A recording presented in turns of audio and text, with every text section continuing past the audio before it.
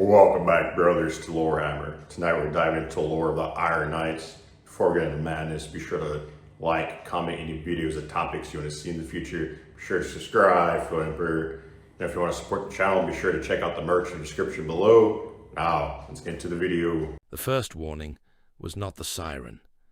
The sirens had been wailing for 6 hours by the Bastion chronometers, droning through the Ferrocrete galleries in one flat mechanical lament until the noise had ceased to mean danger and become merely part of the air, like the stink of propellant and machine oil and the copper reek of opened men. The real warning came when the wall shook with a violence so total that every lumen in the command trench burst white and died in the same heartbeat, and the Vox array hanging over the fire control pulpit gave a shriek like a flayed thing before spitting sparks across the faces of the signal serfs.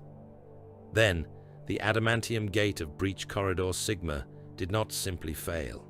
It sagged inward, red as forged metal, its locking teeth sheared off and running like candle wax, and the pressure wave behind it hurled a mist of powdered stone, teeth, fingernails, blood, and hot steel slivers down the trench line. Men who had been shouting firing solutions one instant were the next reduced to meat nailed against the revetment. One trooper's skull struck the trenchcrete so hard that it burst, and the wall wore him in a fan of grey brain matter and red rope strands, steaming in the heat wash. Another had his flak armor crushed into his chest by a tumbling section of blast shutter, and when he tried to scream, the blood came up frothing through the grill of his respirator. The defenders of Bastion Helicon had expected the enemy to come with rage. They had expected frothing heretics, howling greenskins, the diseased moan of the warp-touched, the shrieking charge of things too mad or vile to know fear. They had not expected silence after the breach. Not true silence, never silence. The world was artillery and cinder, and the endless coughing thunder of dying engines. But when the gate collapsed, and the inner chamber filled with that vast rolling smoke, the guns upon the parapets faltered. The local Vox traffic broke apart into static and broken pleas. And through all of it, there came a sound so measured it seemed obscene. Bootsteps, heavy, metallic, unhurried.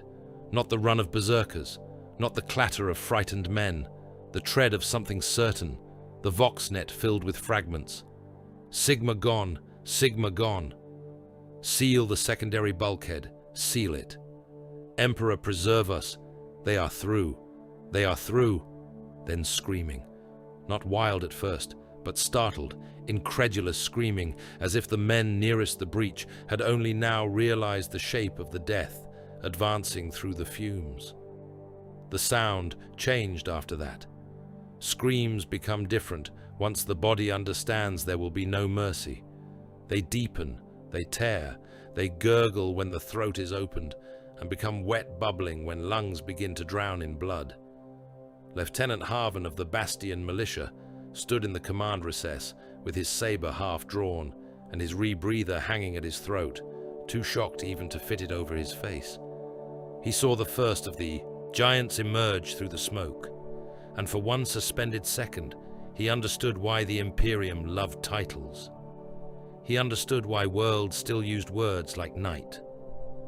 The warrior was enormous, a tower of ceramite and adamant, his plate chased with battle-scored heraldry, his left pauldron bearing the icon of the Iron Knights in polished relief beneath layers of ash. His armor was beautiful in the way fortress walls were beautiful, all weight and purpose and hard angles. Purity seals hung from his breastplate in blackened strips. A tabard, once pale, was soaked dark with blood.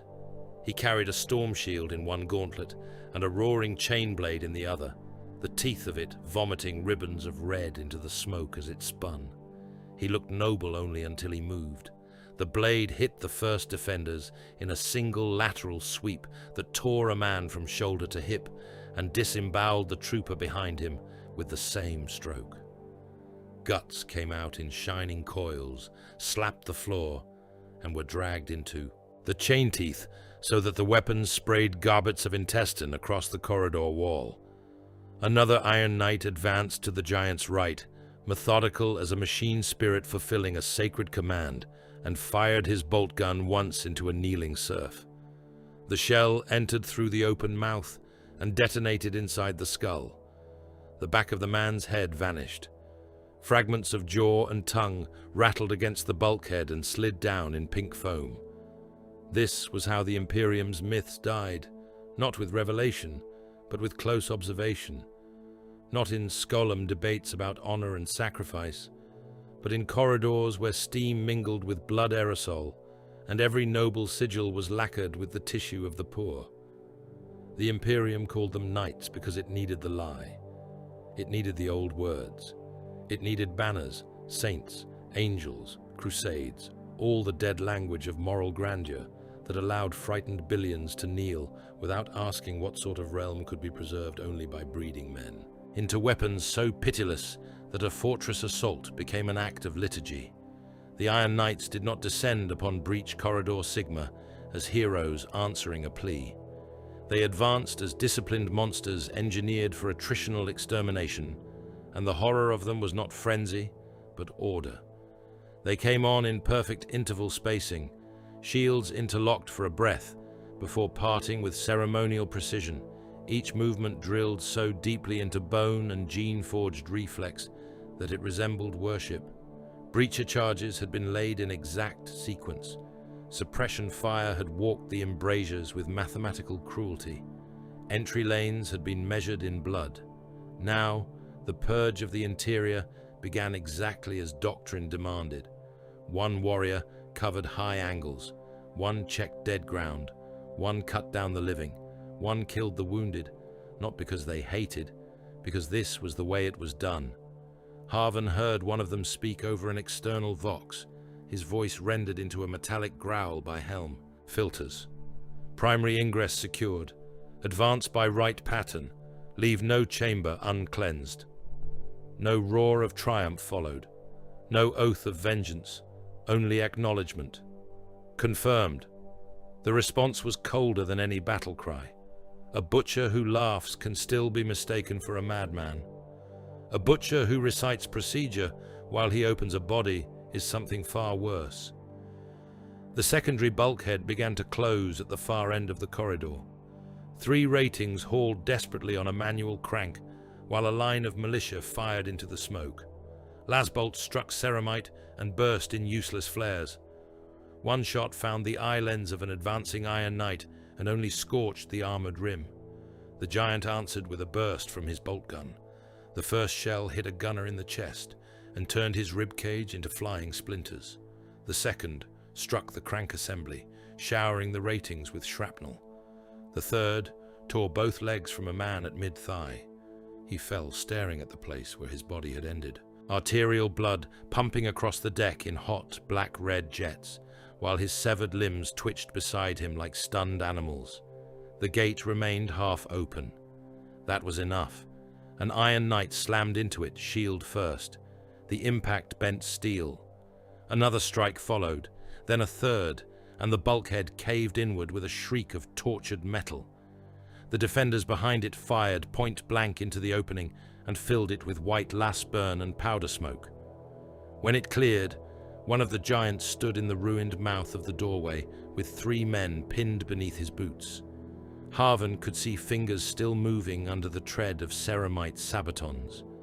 The Iron Knight lowered his chain blade into the nearest trooper's face and pushed until the teeth chewed through brow, eye, and teeth, down into the cavity of the throat. The man convulsed, spraying blood from the split meat around the blade housing. The Astartes twisted the weapon free, and the head came apart in chunks. This was not the berserk savagery of the damned. It was sanctioned doctrine. That truth pressed colder than fear against Harvan's ribs. Every hacked body in the corridor, every decapitated defender, every opened belly spilling coils of steaming gut over shell casings and shattered auspex glass, all of it had been anticipated, categorized, and folded into a pattern of assault approved by commanders, sanctified by chaplains, and praised in after-action reports. The brutality was not a failure of civilization. It was civilization in this age, perfected. The Bastion's command trench collapsed into panic. Officers shouted over one another. A wounded Vox adept kept trying to key a transmitter, despite the fact that his forearm hung open and boneless from the elbow, skin peeled back and swaying as he moved. Somewhere farther down the line, a heavy stubber opened up, its stream of rounds hammering the corridor so furiously that chips of stone and spark bursts clouded the air. One of the Iron Knights took the fire head-on, his breastplate denting, paint, and old blood flensing from the impacts. He did not even slow. He advanced through the storm, raised his bolt gun, and shot the stubber team into fragments. One man's abdomen burst in a wash of half-digested ration paste and liver pulp. The other lost both arms at the shoulders and remained upright for a second, staring stupidly at the fountains erupting from his own body before he toppled. Haven drew his saber fully then, because there was nothing else left to do. The blade shook in his grip. He hated that. He hated that these things had reduced him to an animal in his own hands. He hated more that somewhere inside him, beneath the terror, there was awe. That was the vilest part. Not merely that they killed, that they had been made to kill so completely, so magnificently, that men still wanted to worship them while dying under their boots. An Iron Knight turned his helm toward Haven. The eye lenses glowed in the smoke, hard red. Points in a faceplate shaped for sternness rather than humanity. The giant strode forward, chainblade whining. Haven stepped to meet him. With a cry he tried to make sound brave. The saber struck the shield and snapped in half. The warrior regarded the broken weapon for an instant, then looked down at Haven with the impersonal scrutiny of an executioner confirming identity. "You stood your post," the Iron Knight said. It was formal, almost courteous. That made it worse. Haven spat blood and soot onto the deck. "Are you saviors?" The helm tilted a fraction, as if considering whether the question mattered. "We are what remains when saviors fail." Then the shield smashed into Haven's chest and drove him backward into the wall hard enough to burst his lungs. Pain filled him with white fire. He slid to the floor, trying to breathe through a sternum turned to gravel. Through dimming sight, he saw the Iron Knights continue their purge. One thrust the muzzle of his bolt gun beneath a wounded officer's chin and fired, coating the ceiling with brain matter and bone fragments. Another stamped the spine of a crawling trooper into ruin and moved on without looking down. Another dragged his chain blade through a cluster of huddled ratings so that their bodies opened in a single red flowering, torsos spilling apart, organs slapping onto the deck in steaming heaps. The corridor had become a butcher's sluice. Blood ran along the drainage grooves, with shell casings bobbing in it. Broken machine code stuttered from dying cogitator stations. Steam rolled from split pipes and made ghosts of the dead. And still, the Iron Knights advanced with the composure of priests conducting sacred office. This was the truth hidden beneath the Imperium's banners and prayers. Not merely that its defenders were cruel, or that war in this age consumed the weak without apology.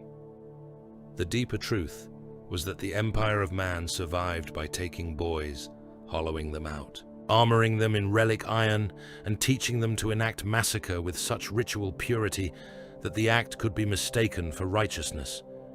The polished symbols upon their pauldrons, the knightly honor in their formal speech, the reverence in the titles given to them by worlds they would never remember, all of it was a skin drawn over the thing itself.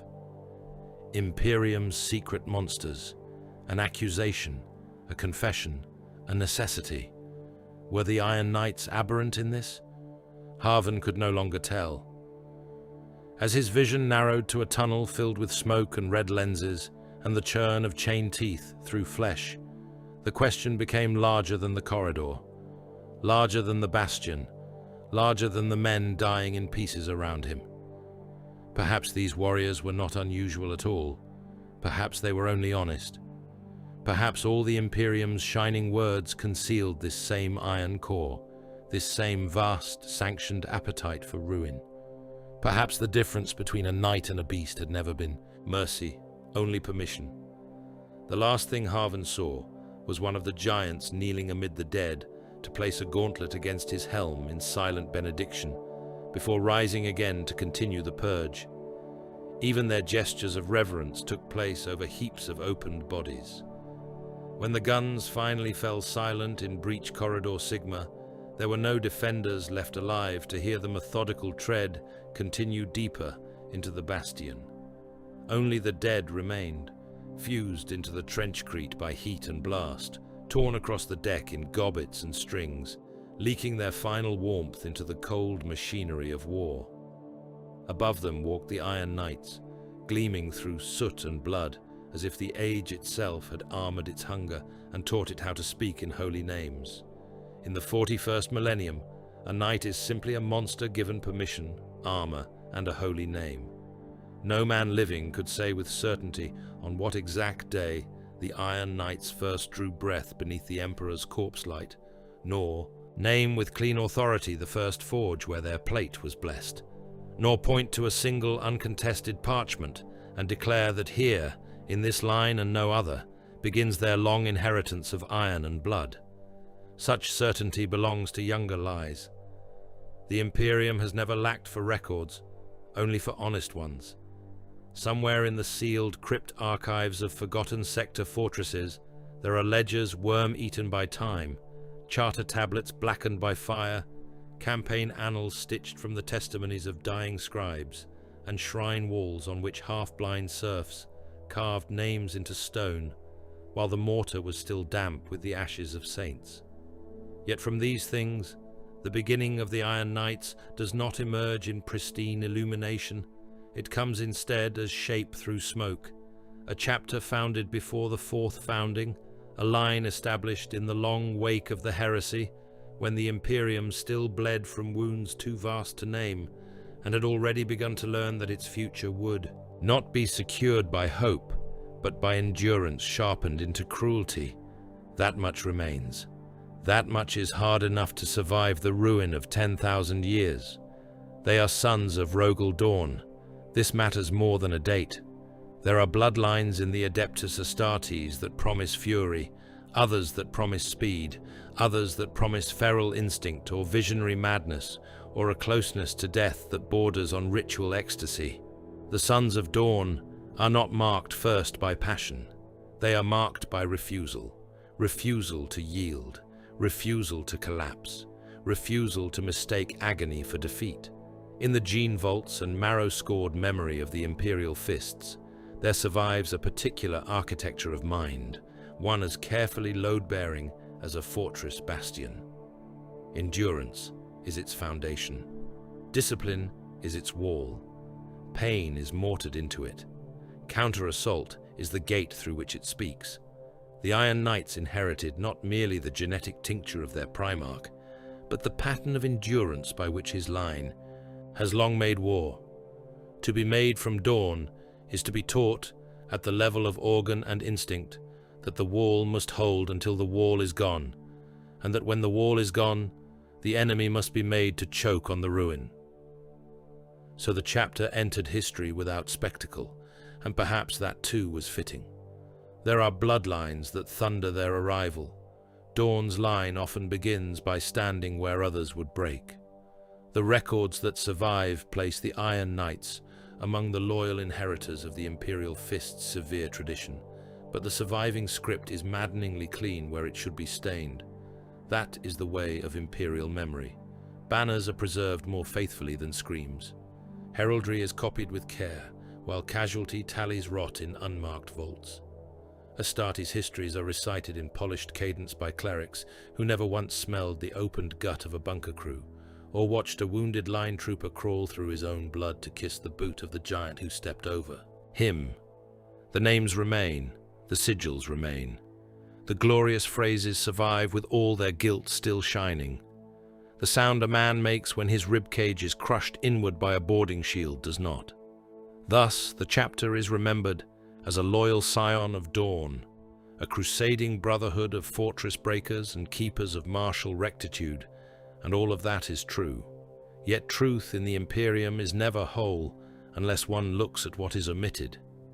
They were a crusading chapter in the old tradition, and that meant movement without rest, purpose without sentiment, and identity chained to war rather than to any gentle notion of guardianship.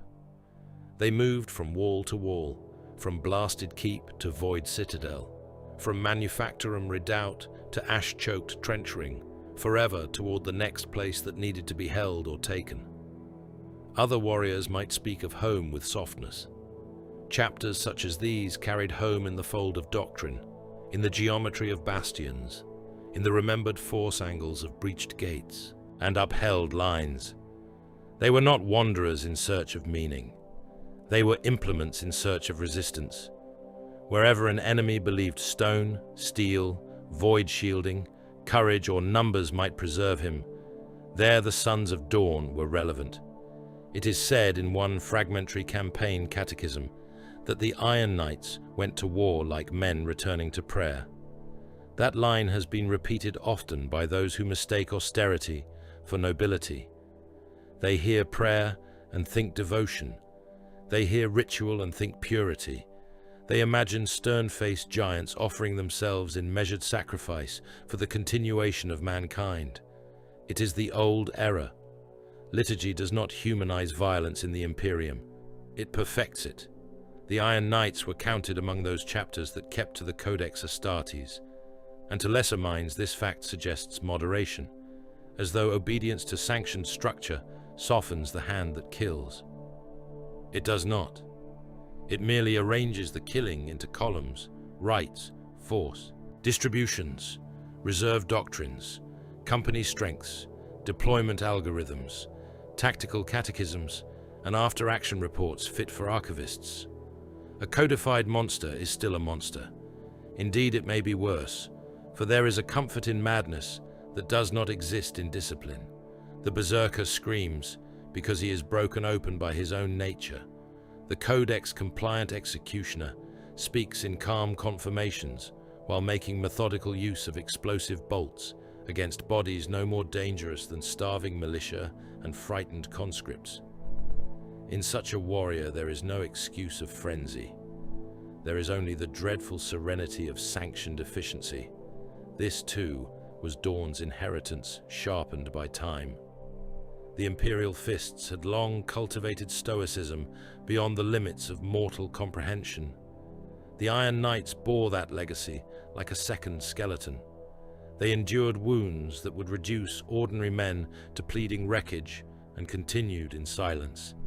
They accepted deprivation without complaint, attrition without visible grief, dismemberment without hysteria, loss without collapse. It is one thing to be brave in the instant of battle. It is another to be built for campaigns in which a company may be fed into the guns over months of siege, and the survivors emerge no more emotionally altered in public than statues weathering rain. That was always one of the darker miracles in Dawn's bloodline.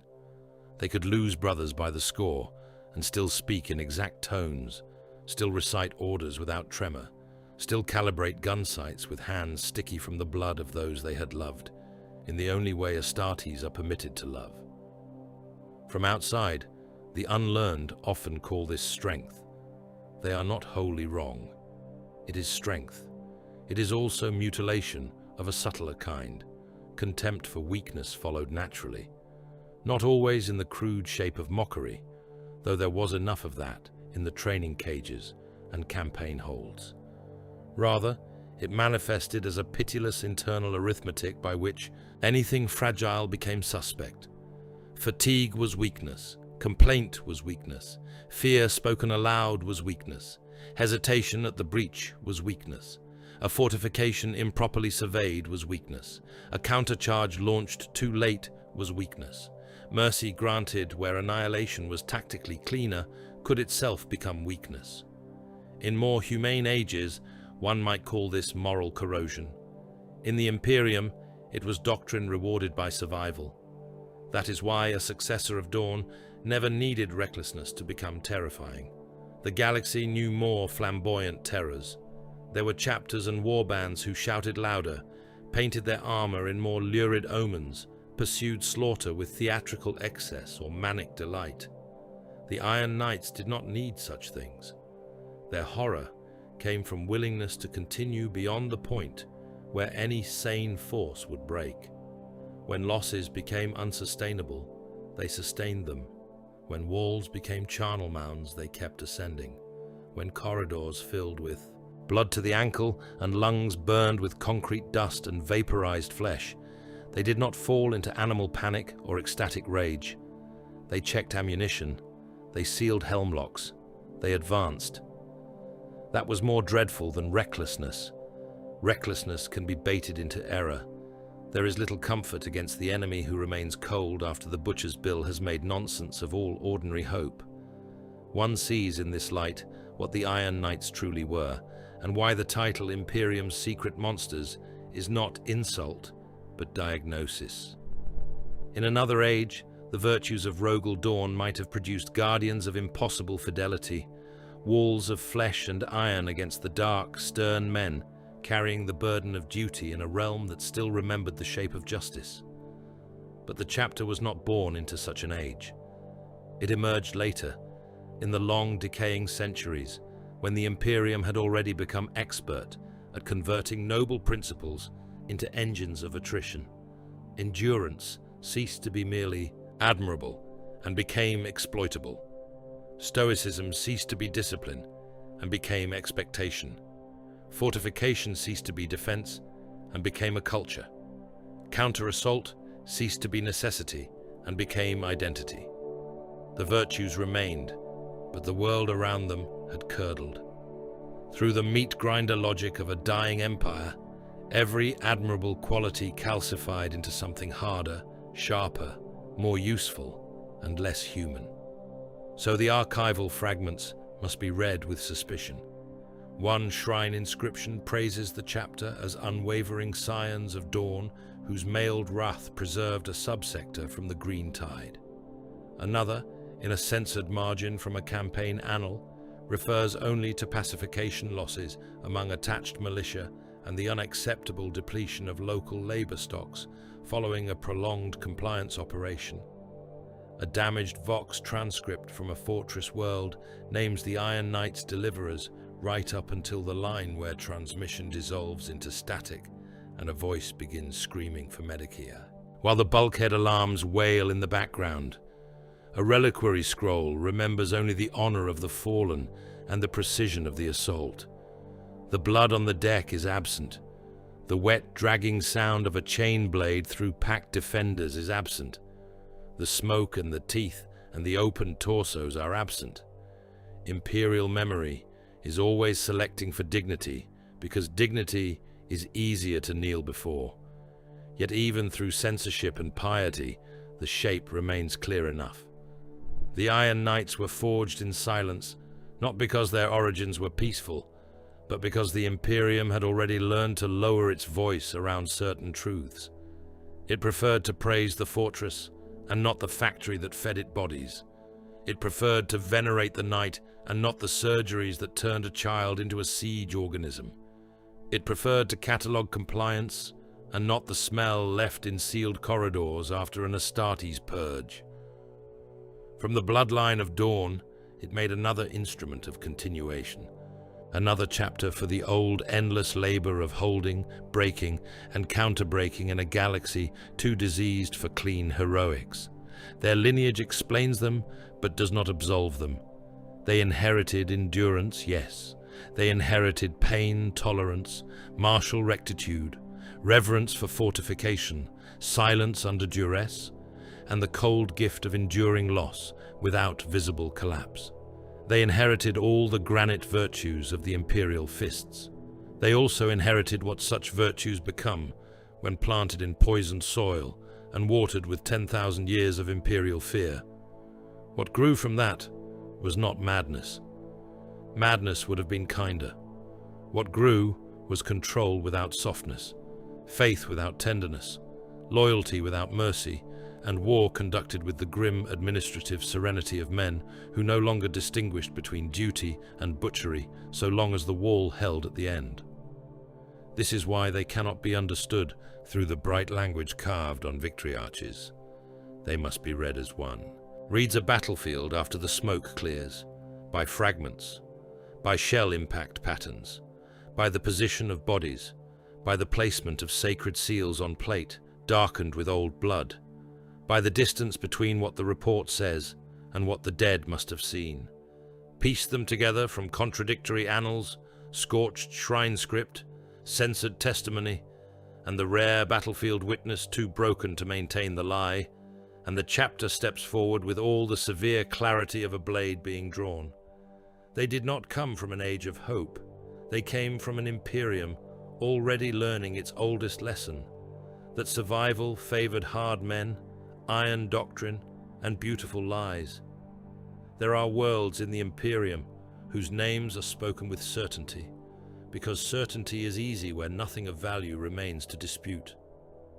Then there are worlds whose truth has been layered over with soot, prayer, censure, conquest, clerical error, and the long decay of 10,000 years until the very name becomes another, ruin. So it is with the home of the Iron Knights. Some dead archives name Bricantia, a fortress world of foundries, habstacks, ash-choked battlements, and manufactoria that never sleep. Other records, less complete and therefore perhaps more honest, whisper of Seheris, a harsher land of tribal plains, furnace deserts, and violent proving grounds where men learn to kill before they learn to kneel. In a more orderly civilization, such contradiction would be cause for correction. In the Imperium, it is texture. It is the stain of age.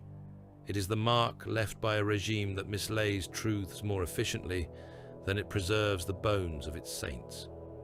Perhaps Seheris was the older name, ground down beneath later administratum habit, until Bricantia became the official designation, stamped onto tithe ledgers and military dispatches. Perhaps Seheris was one region, one outer recruitment basin, one wasteland province, whose tribes fed the chapter with flesh, while Bricantia named the greater, industrial shell around it. Perhaps one set of records is simply wrong, the product of a tired scribe copying from a scorched source, while bombardment shook the walls. Or perhaps the contradiction survives because the Imperium prefers symbols to accuracy, and so long as the shells are forged, the bastions manned, and the aspirants delivered bleeding to the apothecarian slabs, no one in power has ever truly cared what the world is called by those condemned to die upon it. Bricantia is the truer vision, if only because it reveals the soul of the place with such merciless clarity. Imagine a sky the color of worked iron left too long in smoke. Not black, for black can still imply purity.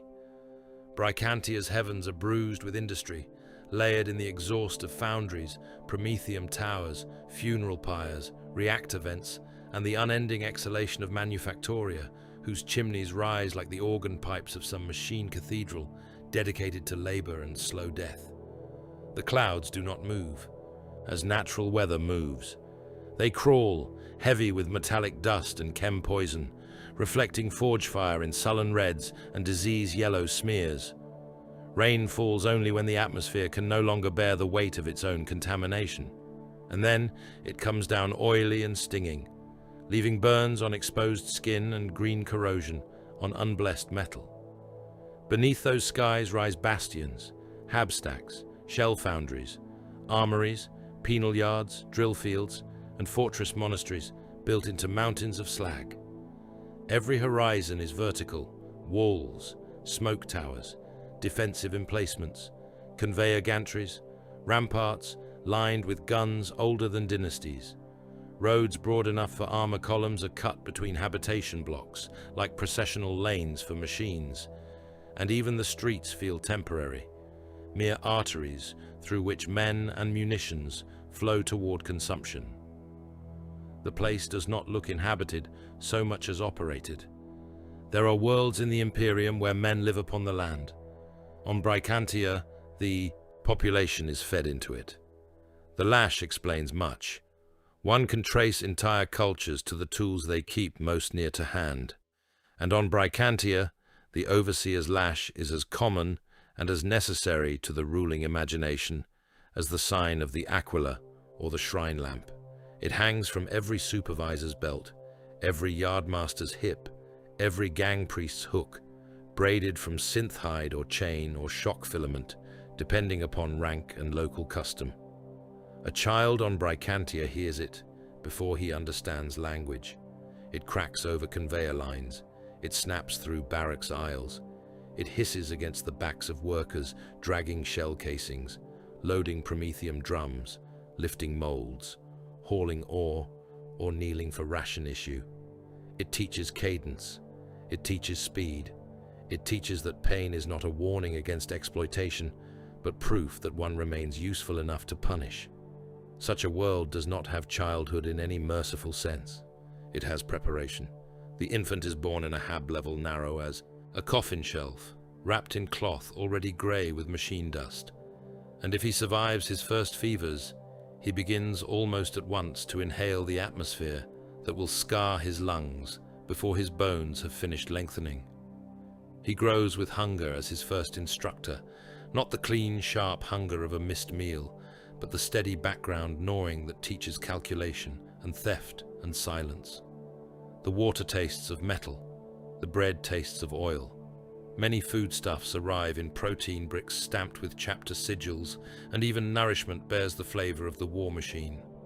Children learn quickly not to ask what powders their rations are milled from. By the time they can walk without falling, they are sorting shell fragments, carrying tool caddies, clearing sump filters, or picking through slag for teethings of usable metal. They know the burn of forged sparks. They know the ache of overused wrists. They know that a cough can mean chem scarring, that a nosebleed can mean atmospheric taint, that a weak sibling may simply not wake one morning if the hab heat fails and the ration line runs dry. Some are born in the lower foundry hives where the danger is industrial and immediate. Press crushers, smelter pits, conveyor teeth, ruptured pipes that boil the flesh from bone. Others, if Saharis is truly part of this same devouring geography, come from the bad plains and furnace deserts beyond the manufactorial belts, where the dangers are tribal, predatory, and ancient. There a boy might learn his lessons with a knife instead of a rivet hammer, under a sun white as a blade edge, and winds that skin the unwary raw. It changes little. Factory death or tribal violence, lash yard or dust plain, each produces the same essential understanding.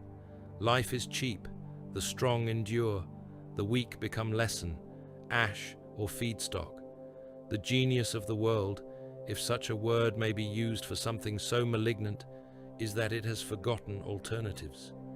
Bricantia does not merely inflict suffering. It names suffering necessary. The overseer calls it discipline. The priest calls it duty. The factorum master calls it efficiency. The fortress quartermaster calls it acceptable wastage. The old gang veteran, his back white with scar tissue and his lungs rotted by chem fumes, calls it the only way things have ever been.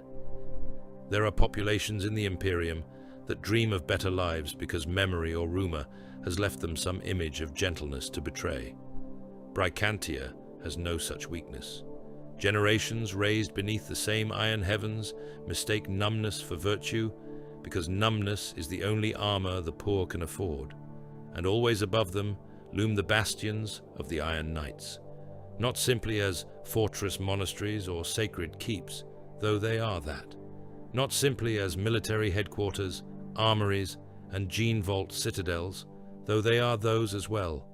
They loom as explanation. The populace sees the chapter's towers on the horizon, its gun walls, shield domes, launch racks, banner, masts, and fortress gates, and understands, without ever needing the thought articulated, that all labor below exists to maintain the thing above. The people do not serve the chapter in any abstract or devotional sense. They are rendered down to keep it fed. Their ore becomes armor plate. Their labor becomes shell stock. Their dead become fertilizer for ration algae, or ash for industrial compounds. Their tithes become promethium reserves.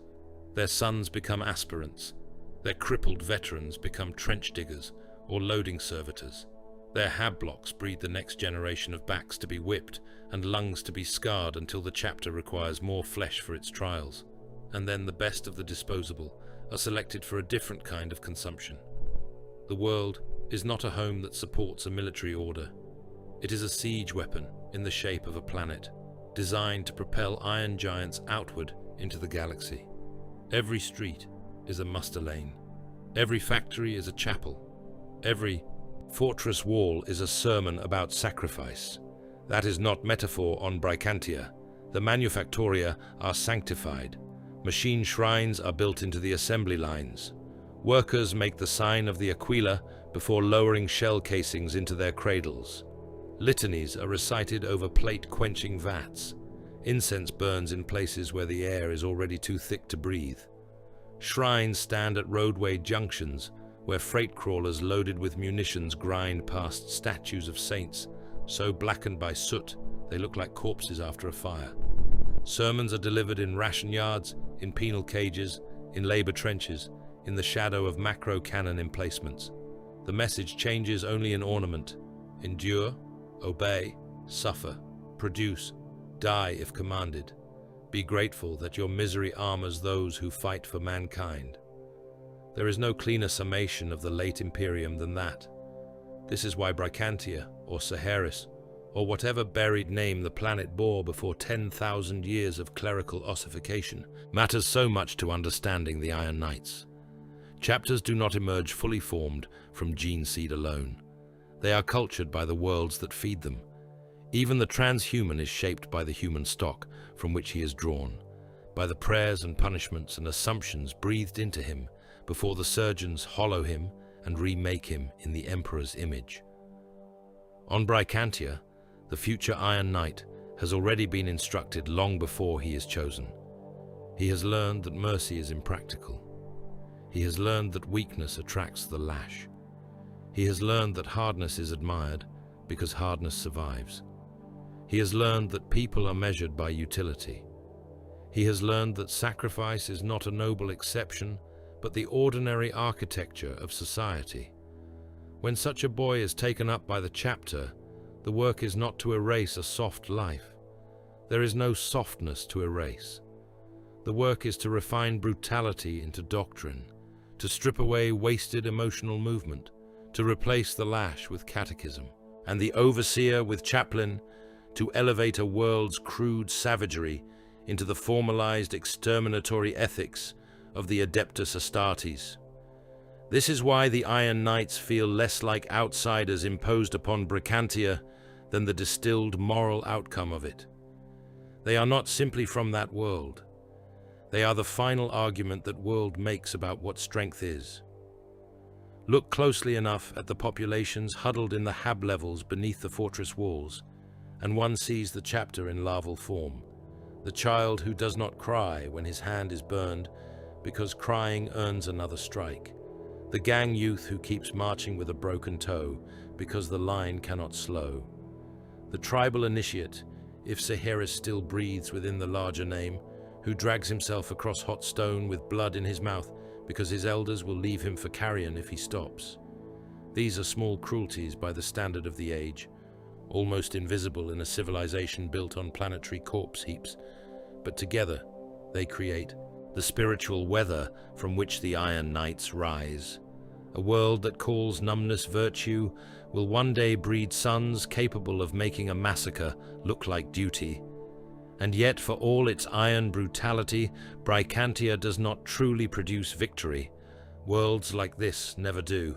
They produce continuation, an extension of survival, another generation of shells, another cohort of hard-eyed boys, another campaign, another wall held long enough for another world elsewhere to fall instead.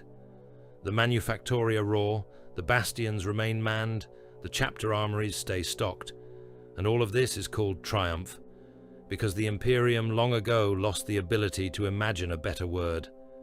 Bricantia embodies this with perfect bleakness. It does not promise life. It promises duration purchased in blood and exhaustion. It does not build a future. It fortifies a present too frightened to die. There is something almost admirable in such endurance until one remembers the price, and the price is always the same. Bent, backs in the loading yards, children coughing grey into their sleeves, men whipped unconscious for slowing on the line, corpses dragged from sump tunnels, tribal dead drying on the desert stones, the lash, the furnace, the bastion, the hymn, the endless conversion of human effort into military matter. Somewhere above all of this, in halls of prayer and iron discipline, aspirants are selected and remade. One day, a boy from the Habstacks or the Ash Plains will stand encased in ceramite, his old name filed away, his bloodline elevated into transhuman purpose. Others will kneel when he passes and call him knight. They will not be wrong. They will simply be incomplete, because before an Iron Knight ever kills an enemy, he has already survived a homeland that taught him mercy is a luxury for weaker civilizations. They were not chosen because they were innocent. That was never the way of worlds such as Bricantia, nor of Seheris, if that older or hidden name still clung to the dust beyond. The fortress ranges. The chapter did not look for gentleness to elevate. It did not seek dreamers, romantics, bright-eyed sons with songs in their throats and reverence in their hearts. It wanted boys already trained by deprivation, boys who understood rank before they understood dignity, boys who obeyed because disobedience invited pain, because hesitation got others killed, because the lash, the gang boss, the clan elder, the drill master, the starving line, the rad storm, the sump beast, the manufacturum press, and the desert blade had all spent years engraving one doctrine into their flesh. Endure, submit, strike when ordered. Do not cry out over the dying unless the dying obstruct the work. So when the selection gangs came down from the fortress monastery in the dark season, they did not arrive like angels come to bless the worthy. They came like tax collectors of flesh. Their stormtroopers and bond serfs moved through labor lines, clan musters, training cages, ash settlements, and outer plain encampments with slate boards and shock mauls, taking measurements, blooding candidates, forcing jaws open, testing reflexes, examining scar tissue, bone density, lung capacity, aggression, submission, and the ability to remain silent while pain was applied. A boy might be singled out because he had killed another with a rivet hammer in a ration riot, another because he had marched through a chem leak and collapsed only after delivering his load, another because his tribe had sent him into the furnace dunes with nothing but a skinning knife, and he had returned wearing the hide of something that should have eaten him, another because he did not flinch when the testing prod touched his teeth and set his gums smoking. This was called selection. In truth, it was the first butchery. The chosen were dragged upward through the layers of the world, from the labor pits and dust camps into the shadow of the Iron Knight's fortress halls. And there, the old lies began their work. Chaplains spoke of ascension. Serfs whispered of glory. Shrine murals depicted towering figures in armor bright as a forge sun, guardians of mankind, mailed sons elevated beyond common mortality by the Emperor's divine favor and the unbreakable legacy of Dawn.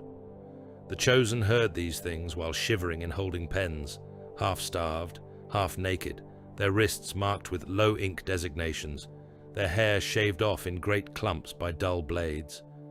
They heard of knighthood while listening to the wet cough of boys already bleeding from the mouth in the next cell over.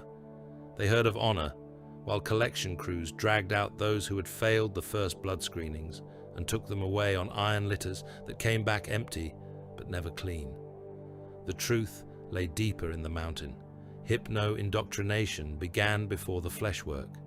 They were strapped into iron restraint chairs in rows, mouths gagged against broken teeth, eyelids forced open with metal hooks while catechism helixes. spun across lumen screens and binharic serminals droned through vox implants clamped to the base of the skull. Sigils of loyalty, fragments of battle doctrine, liturgical obedience codes, weapon catechisms, gene-line devotions, hatred hierarchies, kill priorities, squad responses, honor forms, and pain acceptance mantras were hammered into them in sleepless cycles until their minds became swollen, feverish wreckage. Many vomited until there was nothing left in them but yellow water and blood. Some bit through their own tongues and drowned in the restraints. Others emerged shaking, eyes unfocused, able to recite the names of the Primarchs and the sequence of breach formations, while no longer remembering the faces of their brothers from the Habstacks. The chaplains oversaw these sessions in black armor and bone-faced helms, and there was something more terrible in them than in open sadists. They were not enjoying what they did. Enjoyment would have cheapened it, they believed. That belief gave the work its sanctity. When a candidate convulsed hard enough to dislocate both shoulders in his restraints, the chaplain did not call for mercy. He intoned a blessing over the body, as if the screaming were part of a sacred mechanism that required only proper reverence to become righteous. After the mind came the flesh. No Imperial myth survives first contact with an apothecarian. There, the aspirants were laid naked beneath surgical lumen arrays, white enough to make their skin look like tallow. The air smelled of antiseptic oils, cold iron, opened meat, and the sweet, rotten edge of cauterized failure. Bone saws shrieked. Servo arms clicked. Fluids moved through clear lines, red, yellow, black, and clouded pink. Apothecaries in pale plate worked with the composure of shrine sculptors and slaughterhouse men.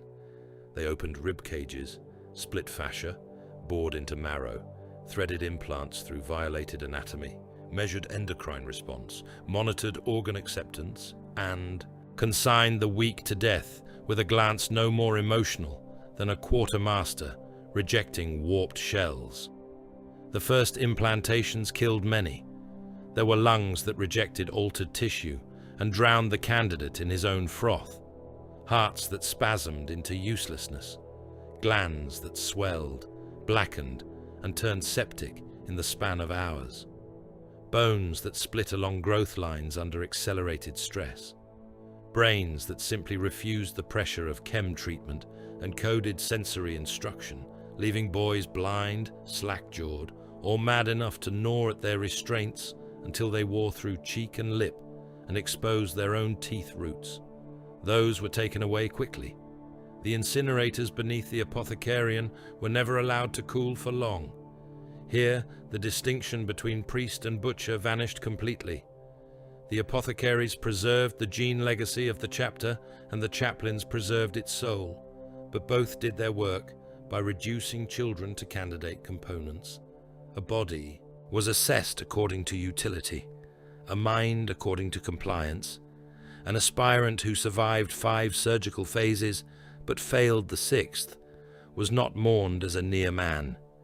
He was recorded as a percentage loss in a sacred undertaking. Incense was burned over his remains, not because he had been precious, but because he had been almost useful enough to be holy.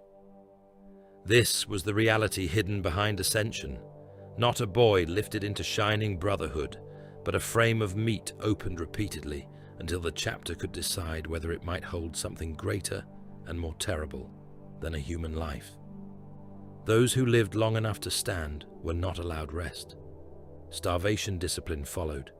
Their intake was cut to the edge of collapse, while they were worked harder each cycle, forced through endurance drills in armor fragments too heavy for their half-remade bodies, denied water, denied sleep, denied heat, denied relief from the ache blooming in every altered joint and healing incision. Hunger sharpened them. It also taught obedience under biological distress. A recruit who could follow shouted orders while his gut twisted empty and his vision guttered at the edges was of use. One who panicked, hoarded, stole without permission, or attacked the wrong rival at the wrong time might yet prove lethal, but not reliable, and reliability mattered more than passion. In the training cages, the old world reasserted itself in a purer form. Teeth cracked on deck plates, collarbones snapped beneath impact mauls, noses flattened, fingers were stamped to pulp.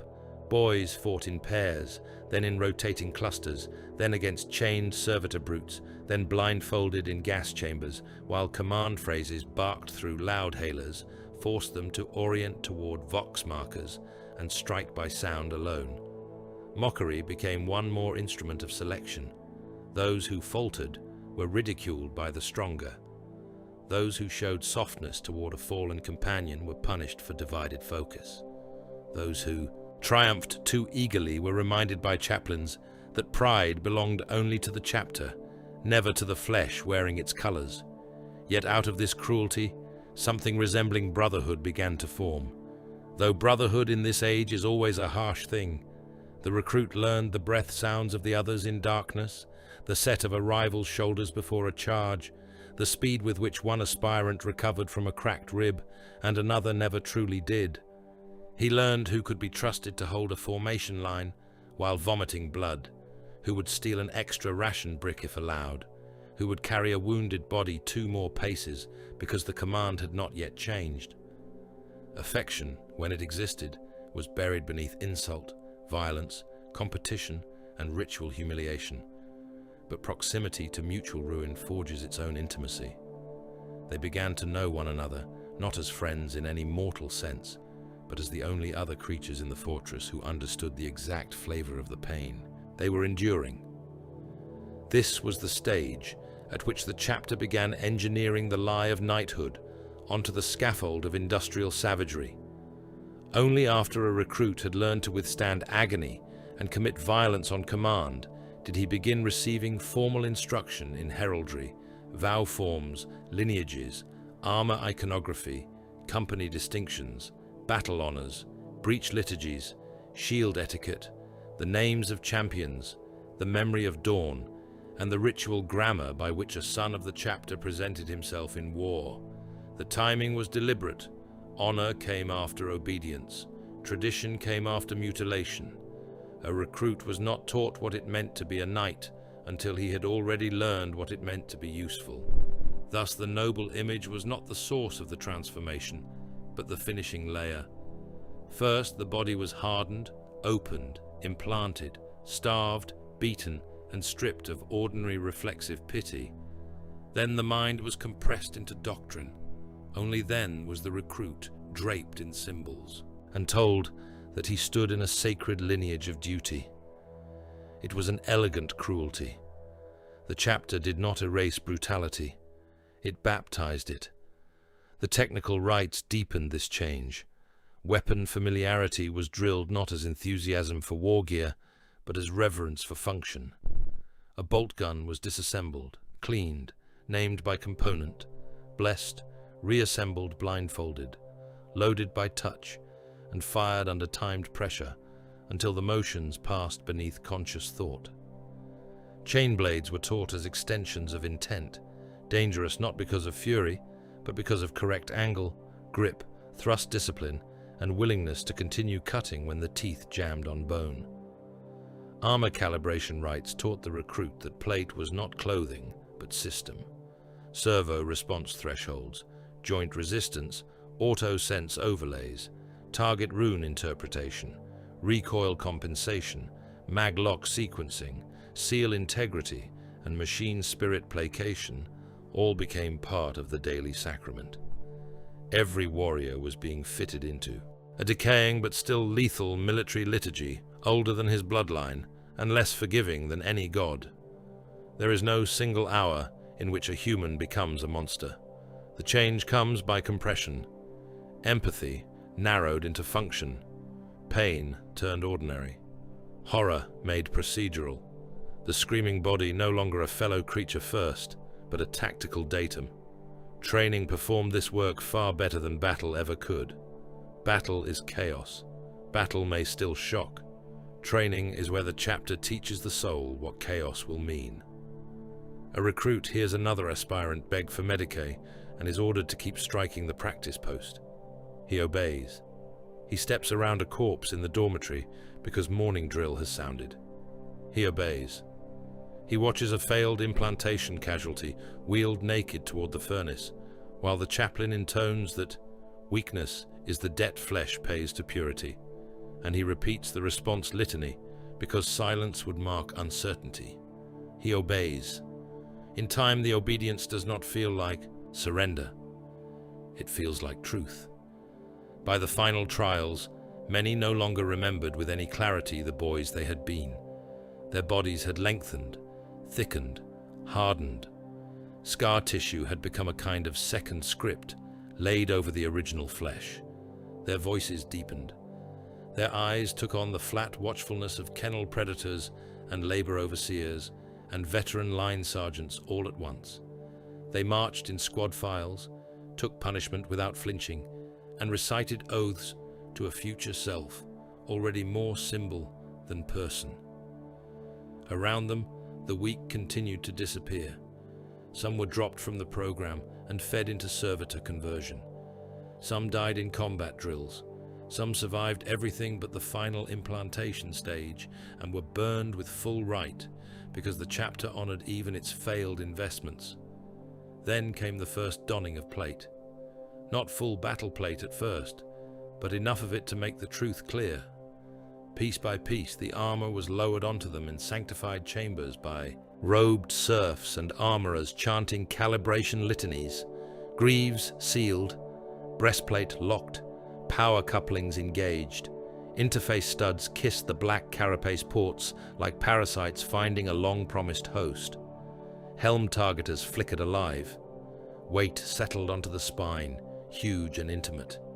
The machine wrapped the flesh so completely that the boundary between body and war gear blurred into one continuous instrument of violence. Incense burned. Chaplains prayed. Honor names were spoken aloud in the dark. Somewhere in another chamber, one of the recruits screamed as a coupling misaligned and burned through raw nerve. But the rites continued without pause. This was the moment many outside the chapter would call apotheosis. A knight armored, a son of dawn risen, a warrior made ready to bear the emperor's wrath into the dark. The chapter knew better. So did the recruit, though he no longer possessed the words to frame the knowledge. It was not an anointing into nobility.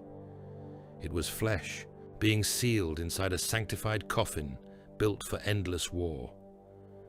The outer guns always die first, not because they are weakest, nor because their crews lack courage, but because the Iron Knights understand something many foes only learn in the final minutes of a siege.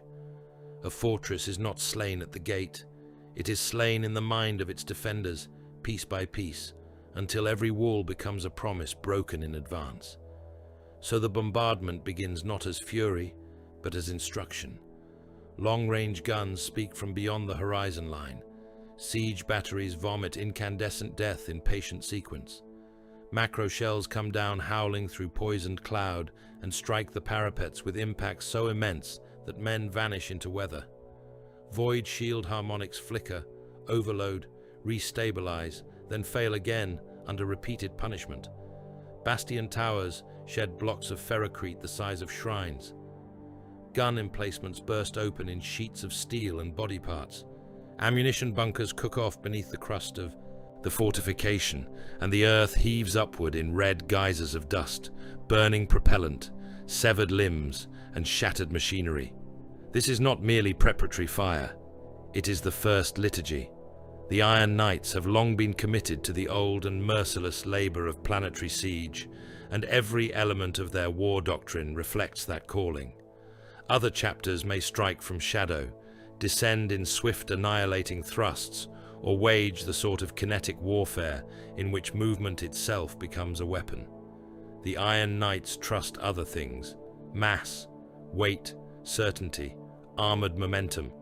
They favor terminators, predators, land raiders, and all the brutal mechanical grammar of the direct assault because they do not believe in pleading with a wall.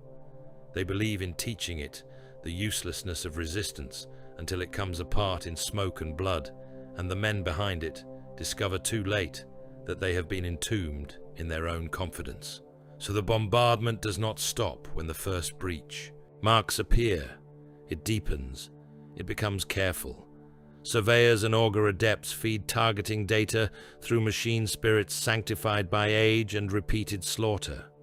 Weak points are found not simply where the walls are thin, but where fear will spread fastest once the blows land. Intersections of trench lines, magazine access ways, secondary command galleries, relay bunkers, water recyclers, chapel annexes, medical stations, the places where men tell themselves they still possess order. The Iron Knights crush these first. Let the defenders keep their guns for a little while longer. Let them believe the curtain wall remains intact. If their medici halls are burning and their vox traffic is collapsing into static and screaming, the breach has already begun in the soul. Then comes the wall softening, the stage at which architecture is taught despair. Siege shells gouge channels into adamantium. Melter charges delivered by servo platforms turn sections of defense line into glowing wounds. Demolisher rounds smash the same impact point again and again until the fortress skin begins to sag inward, molten and dripping. The smell changes here. The defenders know it. Until this moment, the battle has smelled of powder, exhaust, and fear. Now the air fills with vaporized metal, boiling insulation, opened flesh, and the strange copperstone scent of reinforced walls dying under sustained heat. Men assigned to the inner embrasures feel the ramparts trembling through their boots. Dust begins to trickle from ceiling seams. Prayer strips flutter in the blast wash. The command staff shouts for reserve teams, for sealant crews, for shield restoration, for firing priorities, for counter-battery response, and none of it matters, because the wall has entered the stage at which it is no longer a defense, but a countdown. When the armor begins its advance, there is no triumph in it. That is what unnerves the doomed. No battle hymns peal from external Vox units. No snarling boasts are hurled across the killing ground. There is only the steady track grind of heavy vehicles advancing through shell craters and burning wreckage with the composure of funeral engines. Land raiders come first where the terrain allows, vast and blunt and implacable, their hulls blackened by ash, their assault ramps sealed, lascannons and heavy bolters speaking in disciplined bursts. Predators advance in echelon behind and between them, guns working over parapet nests, anti-armor hard points, and emergency barricades with merciless exactitude. Seen through magnoculars from the wall, they do not resemble vehicles so much as armored verdicts. To face such engines is to understand that the enemy has not come merely to defeat the fortress. It has come to invalidate the idea that walls can save those within. Heavy armor matters to the Iron Knights in a way deeper than simple battlefield preference. Tactically, it preserves force concentration through fire lanes that would pulp lesser troops. Symbolically, it preaches inevitability. A warrior in light plate can be imagined dead. A fast strike can be answered with hope of outmaneuvering it. But a land raider grinding forward through shell impact and lass fire, shedding sparks and corpse fragments without change of pace, tells every watcher the same thing. Nothing you possess can persuade this thing to reconsider. The armored column is theology rendered in steel. Resistance is futile, not because the enemy shouts it, but because its machines embody it. The breach teams move under that lesson. Shielded squads advance in close discipline behind the armor, slabs of ceramite and field generators overlapping as they cross the open ground where artillery has chewed the earth into red mud and mangled wire. They are not rushing. Men who rush can still be imagined afraid. The Iron Knights do not hurry where inevitability will suffice. They move through incoming fire with the same measured pace they would use in a chapel procession. Breacher charges are carried like relics. Melter cutters hiss. Vox litanies pass from helm to helm in brief coded bursts, each phrase part instruction, part rite. Auto-senses flicker through smoke, threat runes bloom and vanish. The defenders fire down on them with everything left in reserve. Heavy stubbers hammer. Plasma blasts flare blue-white against shields. Crack missiles leave wavering smoke trails across the ruin. Some breach serfs attached to the squads are obliterated where they run. A militia gunner may even score a strike that dents an Astartes pauldron or scorches heraldry from a breastplate. The line does not falter, it absorbs. This is where the defenders begin to understand the true obscenity of siege specialists. They are not merely adept at reaching enclosed spaces. They are experts in making enclosed spaces become slaughterhouses. Every doctrine point exists to force the enemy inward, backward, downward, into tighter and tighter chambers where bravery can no longer expand into maneuver and must instead curdle into panic. The wall is never the final objective. The final objective is what happens after the wall opens. The breacher charges speak in short suns. Door mouths vanish, gate teeth melt. Adamantium locking bars burst into fragments hot enough to punch through human skin and bury themselves in the meat beneath. Secondary chambers fill instantly with smoke, pulverized masonry, and men no longer fully men. Shield squads enter through the ruin and peel outward with ceremonial precision. One team secures angles, one purges the immediate chamber, one marks transit points for the next wave. There is no waste of motion, no theatrical bloodlust, no ecstasy, only dreadful procedure. Then the Terminators arrive. In open battle, a warrior in tactical dreadnought armor is already an object of awe. Within a siege breach, he becomes something close to supernatural. He emerges not from a line, but from flame and dust. A giant shape larger than door frames were built to admit, his armor layered like the plating of an ancient god machine, his movement slow only in the way a falling fortress is slow. Assault cannons whine, storm bolters cough explosive death in paired rhythm. Chain fists grind and spit sparks against jammed hatchways. Thunder hammers rise and fall with the formal finality of execution. To defenders choking in bunker smoke, a Terminator is not an enemy combatant in any ordinary sense. He is the impossible made local. He is the reason prayer becomes screaming. Corridors amplify everything. That is why the Iron Knights favor the interior kill. Outside, men may die anonymously at range, vaporized by shell impact or cut down in open retreat. Inside walls, death becomes intimate.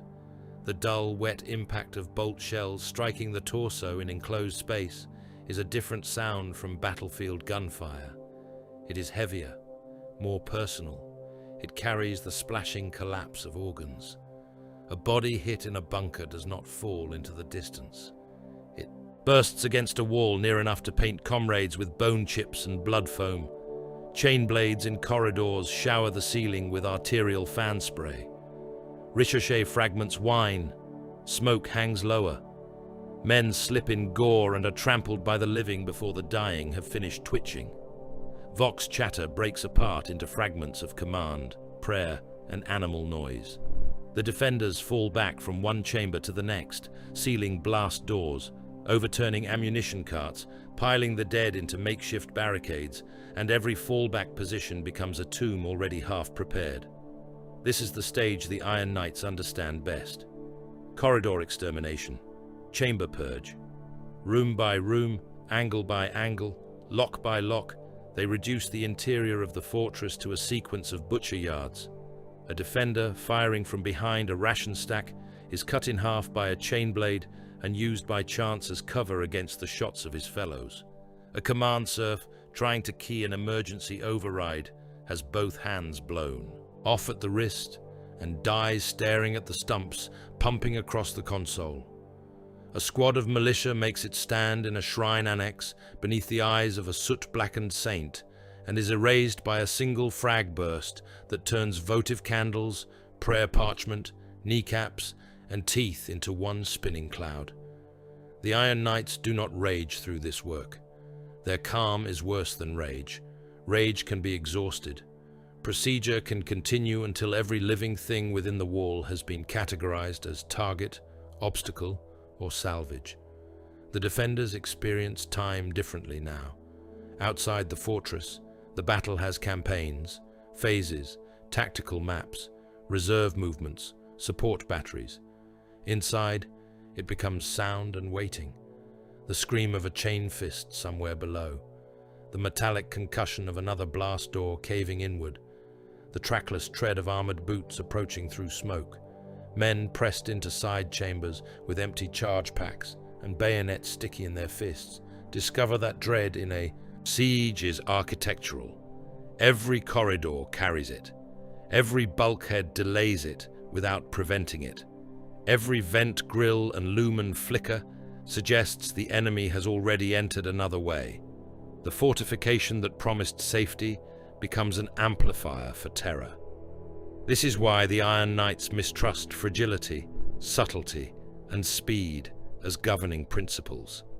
There are uses for such things, and no doubt the chapter has learned them where necessity demanded, but in its deepest instincts, it believes in mass, because mass does not negotiate. It believes in certainty, because certainty crushes argument. It believes in overwhelming punishment, because punishment leaves less to chance than finesse. The Sons of Dawn know that a wall need not merely be breached. It must be taught irrelevance in a language it cannot misunderstand. Heavy armor, direct assault, and merciless interior reduction are not just tactical preferences. They are the outward form of a worldview that sees durability as virtue and annihilation as clarity. When resistance finally collapses, the siege does not end. It is sanctified. Post-assault rites are performed among the dead. Tech Marines bless the surviving machines. Chaplains intone victory litanies over corridors still slick with blood and fragments of nervous tissue. Purity seals are affixed to breach points. Gene seed is harvested from the fallen with solemn efficiency, while servitors drag away heaps of enemy dead by the limbs. Auspex scans search for hidden voids, residual heat signatures, surviving pockets of defenders, and weapons caches. The fortress is not considered truly conquered until its slaughter has been catalogued, its desecration translated into doctrine, and its every chamber rendered ritually legible to the chapter that took it. Even the aftermath becomes an act of faith.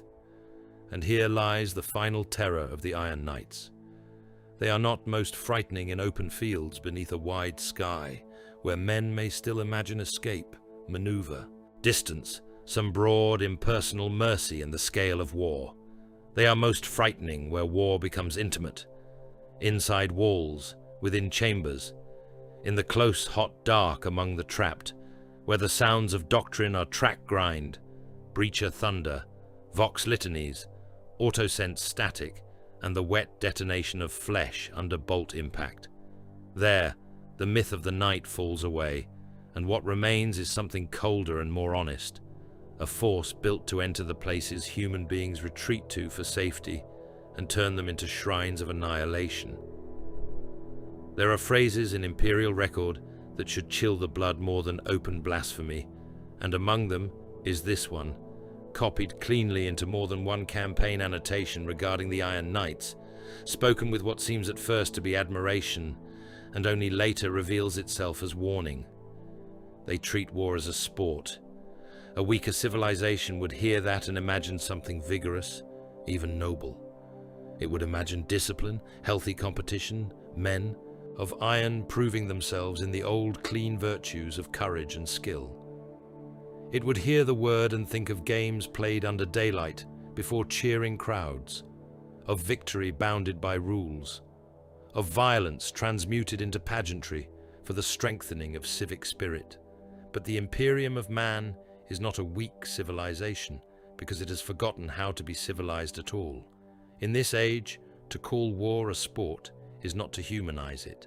It is to admit a depth of adaptation so obscene that slaughter has ceased to be merely duty and become recreation of the soul. Not recreation in the laughable sense, never levity. The Iron Knights are not smiling killers, not frothing gladiators drunk on noise and spectacle. Theirs is not the crude joy of the pit. Their sport is ritual competition, personal proving, the measured ranking of endurance, skill, composure, and pitiless efficiency beneath conditions that would reduce other warriors to panic, collapse, or degraded animal fury. When they use such thinking, and they do, what they mean is that war is the field upon which worth is tested. The enemy is not merely an obstacle to be destroyed for strategic necessity. He is also instrument, measure, the wall to be taken with greater precision than the brother beside you, the toxic trench to be endured longer without complaint, the Xenos beast to be brought down in harsher terrain and with fewer errors, the room clearance to be executed with cleaner economy. Sport, in the Iron Knight's understanding, is simply murder recast as a standard of excellence. That is why the phrase damns them. Within the fortress monastery, the roots of this culture run deep. One finds it in the training cages, where battle brothers strip to scarred skin and practice harness beat one another with shock mauls and chain-blunt blades, while line officers observe from iron galleries above. One sees it in the dueling chambers, where old blood has seeped so thoroughly into the deck seams that no amount of sacred solvent can truly lift the staining, and where oaths of formal challenge are spoken in the same tone others reserve for ammunition counts. There is no rowdy mirth there, no boasting in the mortal fashion. Two brothers enter. One leaves with a cracked gorget seal, a broken wrist, 3 teeth scattered across the plasteel, and a lesson he is expected to thank his superior for providing. Your guard fell. It held long enough. It held until contact. That is failure. Such exchanges pass between them with the cold courtesy of machine diagnostics. No raised voice, no performative rage. Contempt delivered as a kind of hygiene. Again and again the chapter teaches its own that pain is not exception, but calibration. Scars become argument. A brother whose scalp bears the old white seam of an axe glancing through a helm ridge may be commended not for survival alone, but for having returned to finish the breach with his vision bleeding red. Another whose arm was torn, away at the shoulder by tyrannid biomass, may find no sympathy in the apothecarian, only the quiet observation that he maintained trigger discipline until exsanguination forced loss of function. In such a culture, mutilation becomes credential. Hardship becomes proof. To have suffered is not pitiable. It is evidence, and if suffering can be arranged, sought, or made useful in the hierarchy of esteem, then the chapter will seek it with all the fervor other societies reserve for comfort or peace. This is what it means for war to become sport in the hands of the Iron Knights. Not that bloodshed loses seriousness, but that seriousness itself becomes competitive. Every campaign turns into a proving ground. Every hostile world offers not just danger, but an opportunity to be measured against it. Death worlds crawling with fang things and venomous predators are prized for the hardness of their conditions. Fortress planets with overlapping gun lines, killbox approaches, and toxic weather. Patterns become desirable postings. Orc-scrap redoubts, traitor citadels, feral moon warrens, genestealer sink hives, plague trenches under a dead sun. All of these become venues in the ugliest possible tournament because the chapter's internal imagination has taught it to read horror as challenge. This has consequences in the field. An Iron Knight's commander is more likely than many to take the hard target if the hard target offers decisive test. He does not do so recklessly in the manner of a fool seeking glory through chance. He does it because difficulty itself carries value. A heavily fortified manufacturum hive, a breach line under enfilading fire, a bunker system sunk into rad-poisoned bedrock. These do not merely threaten, they invite. The chapter's esteem accrues around those who can endure the ugliest campaigns while remaining formal, controlled, and exact. Not those who survive by luck. Not those who fight with theatrical brilliance and then unravel under attrition. The admired brother is the one who remains composed while the trench floods ankle-deep with blood and sump runoff, while lungs burn with chem fog, while the voxnet is nothing but clipped acknowledgements and the wet burst of dying men. Hard targets produce useful legends. Useful legends shape hierarchy. So, the campaign behavior of the Iron Knights begins to reflect this appetite. They volunteer for punishing theaters. They disdain easy compliance operations unless some hidden difficulty may be extracted from them. They turn hostile terrain into one more disciplined field. If a world offers storm belts that blind auspex and strip paint from armor, the chapter marks the environment not as impediment, but as worthy condition. If native megafauna can tear a man from a rhino hatch, hunting such beasts becomes a side rite of proving. If a siege line holds longer than tactical expectation, younger officers begin calculating how to turn the prolonged suffering into precedents for future advancement. There is always danger in this. A warrior culture that admires ordeal may begin, in subtle ways, to cultivate ordeal. A chapter that venerates the ugly campaign may find itself less interested in minimizing pain than in mastering it.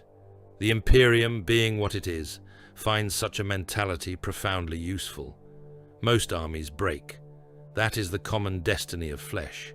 Men reach the point where the shelling has been too long, the air too foul, the ration paste too thin, the casualty trenches too full, the medical stations too overwhelmed, the dark too crowded with whispers and rats and amputees, and then morale rots. The Iron Knights turn this point of collapse into an arena for distinction. What would shatter another force becomes for them an occasion to rise in the regard of their peers. The worse the theatre, the more severe the prestige attached to enduring it without visible diminution. This makes them precious to a decaying Imperium that constantly requires exactly such instruments. Send them where ordinary courage is insufficient. Send them where siege lines swallow regiments whole. Send them into breach corridors where men drown, standing up in blood and steam. They will not merely withstand it. They will score themselves by it. That is what makes them useful. It is also what makes them morally grotesque. For once, suffering enters a culture not merely as burden, but as source of self-definition. It ceases to be something to minimize. It becomes ingredient. The Iron Knights do not need to revel in agony to be corrupted by it. They need only continue interpreting agony as a proving ground. The worker who suffers on Brycantia does so because he must. The guardsman in the trench suffers because the universe is cruel, and the Imperium crueler still. But the battle brother who begins to see in suffering the raw material of prestige has crossed into another territory entirely. He is no longer enduring horror merely out of duty. He is incorporating horror into the architecture of identity. There are conversations that reveal this more clearly than any battle record. A young sergeant, helm tucked beneath one arm, fresh from a compliance action in which his squad lost 2 brothers to melter mines, may present himself before a veteran of the 1st Company for assessment. You were slow in the inner galleries. The galleries were mined. You state the obstacle. I state the failing. We completed the purge, with avoidable losses. A pause. The younger brother's jaw clenches. He knows he is being measured. The mines were concealed in corpse pits. Then you should have learned from the first corpse. No cruelty of tone, no barked humiliation. Only the quiet, administrative contempt that wounds deeper because it is so utterly ordinary. In such speech, the chapter passes judgment. And in such judgment, one hears how completely violence has been aestheticized. Not beautified in any sentimental sense, but ordered into standards. Clean breach, impure breach, efficient kill, wasteful kill. Composure maintained, composure lost. A battle does not simply happen, it is graded. Many Space Marine chapters are killers. That is neither revelation nor scandal. The Adeptus Astartes were not made for gentleness, and even the most noble among them stand far outside any mortal standard of mercy. But only some become so acclimated to violence that they begin to refine it culturally, to speak of it in the language of proving, to arrange their internal esteem around how elegantly they can move through abattoirs of their own making. That is the threshold at which the warrior ceases merely to wage war and begins to aestheticize it. The Iron Knights stand close to that threshold, perhaps beyond it. Their dueling culture makes this plain. Sparring is not relaxation between campaigns. It is continuation by other means. Chamber rivalries persist across decades. Two brothers who once contested the same. Breach honor may carry that contest into every subsequent war zone, each seeking not only victory over the foe, but greater severity of performance before the chapter's internal gaze. One will volunteer his squad for the worse ingress point. Another will remain longer in a collapsing kill chamber to secure munitions rather than yield the distinction. Scar for scar, kill tally for kill tally, campaign difficulty for campaign difficulty, they measure one another ceaselessly. Brotherhood survives within this, but it is the brotherhood of men chained together at the ankle and ordered to march through fire.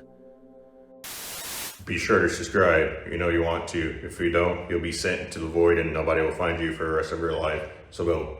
Be sure to subscribe. Remember, subscribe. Mutual respect exists. So does hunger. So does contempt for softness. So does the permanent possibility that one brother's lapse will become another's elevation. This produces a clipped, formal, brutal dialogue all its own. You hesitate. I calculate. You delay. I preserve strength. You preserve yourself. No vulgarity. No need. Contempt lands. More cleanly when dressed in precision.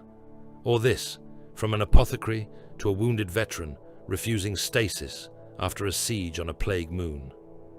Your secondary lung is failing. One remains, for now. Then record that I still have a battlefield lung.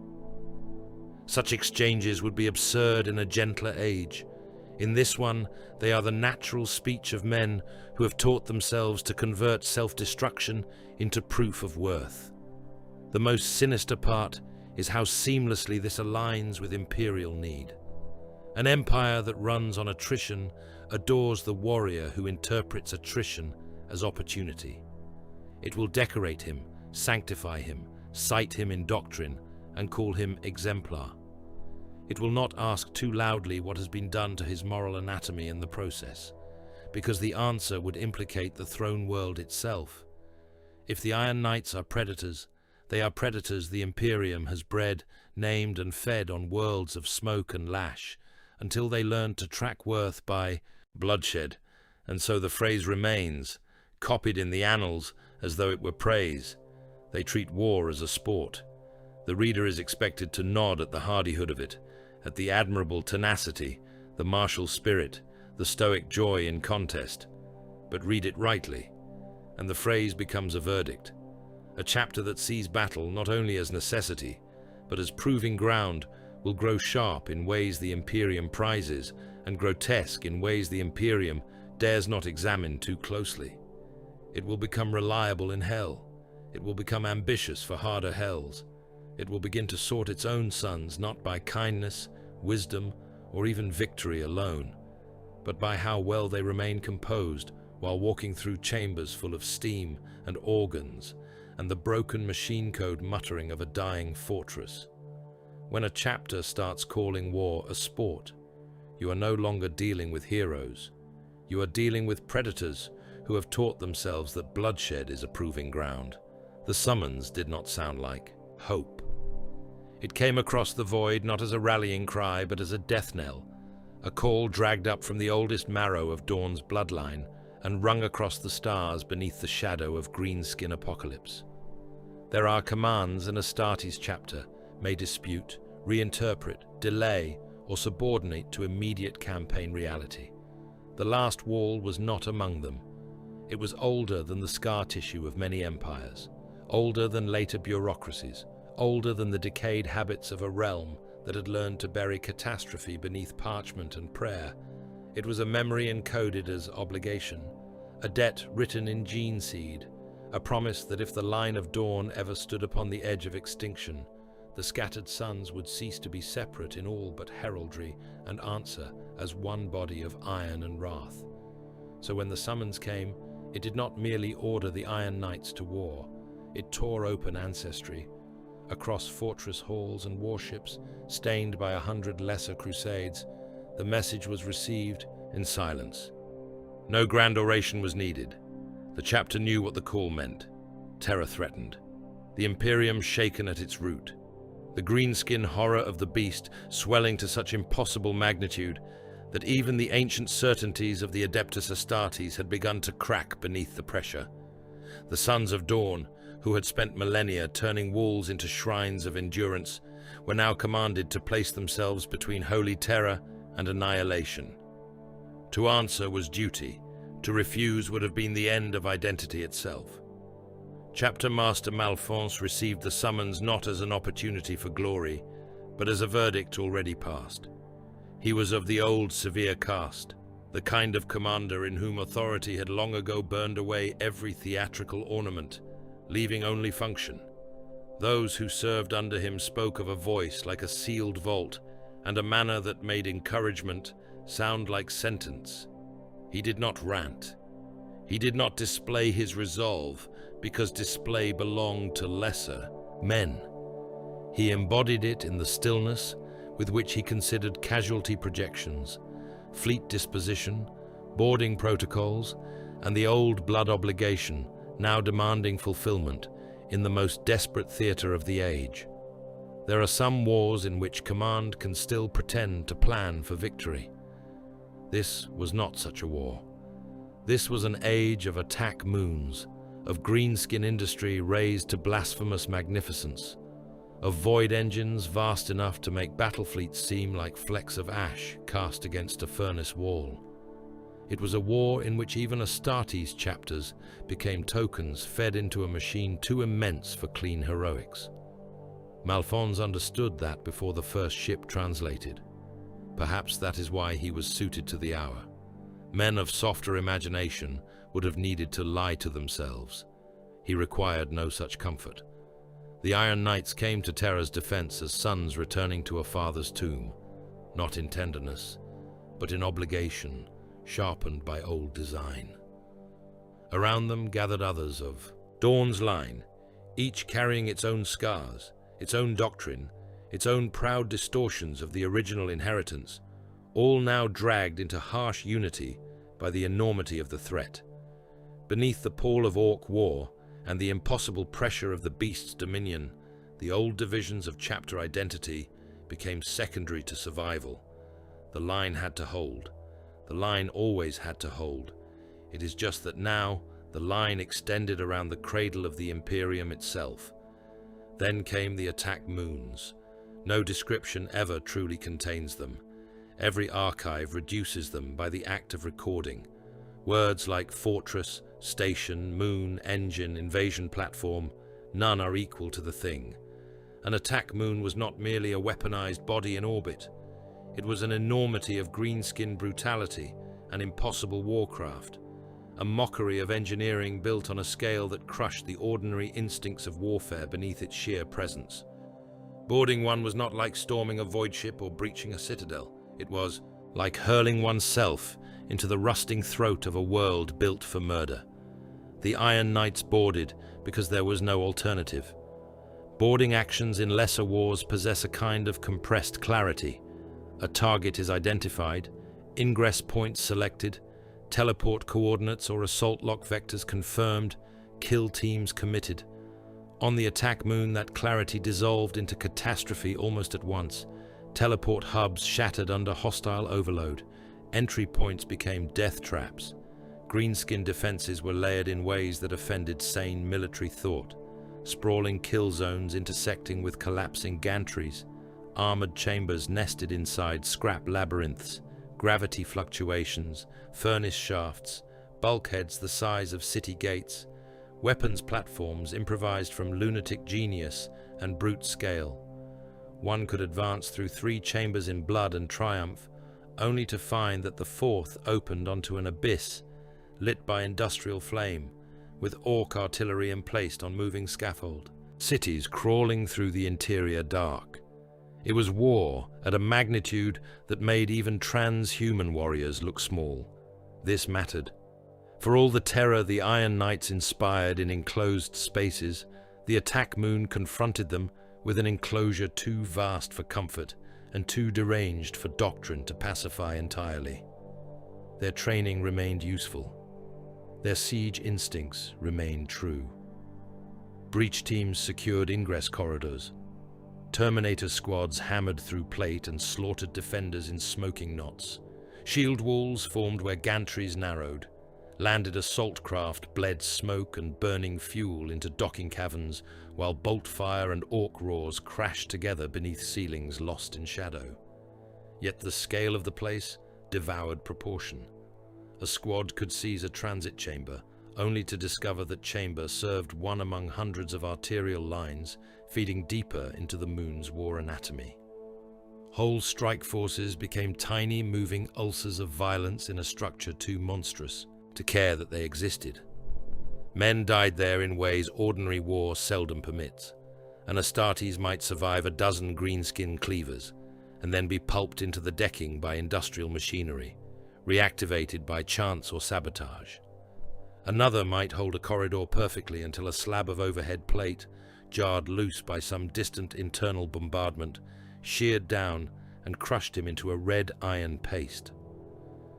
Teleport flares misaligned, Vox relays failed, kill teams vanished into smoke-lit access mazes and never returned, leaving only broken rune strings and one final clipped acknowledgement behind. The Iron Knights, so often the architects of claustrophobic death, were here made to feel the opposite sensation, that they themselves were being swallowed by a fortress too vast and too crude to die in any orderly manner. Malfons led within that horror because command in such an environment demanded a kind of suicidal steadiness. Orders had to continue flowing, even as reality came apart. Assault. Roots collapsed, reformed, and collapsed again. Greenskin counterattacks struck from impossible angles, savage and unclean, and yet backed by a grotesque momentum no mere feral horde should ever have possessed. Fire-gutted chambers, pressure doors fused shut with brothers on the wrong side of them. The dead accumulated not in honorable ranks, but in blasted heaps where detonations had folded ceramite, bone, and orc flesh into the same steaming ruin. Then Malfons died. It is tempting, from the distance of later centuries, to give such a death shape, to frame it as noble climax, dramatic last stand, the sort of clean departure by which histories flatter themselves.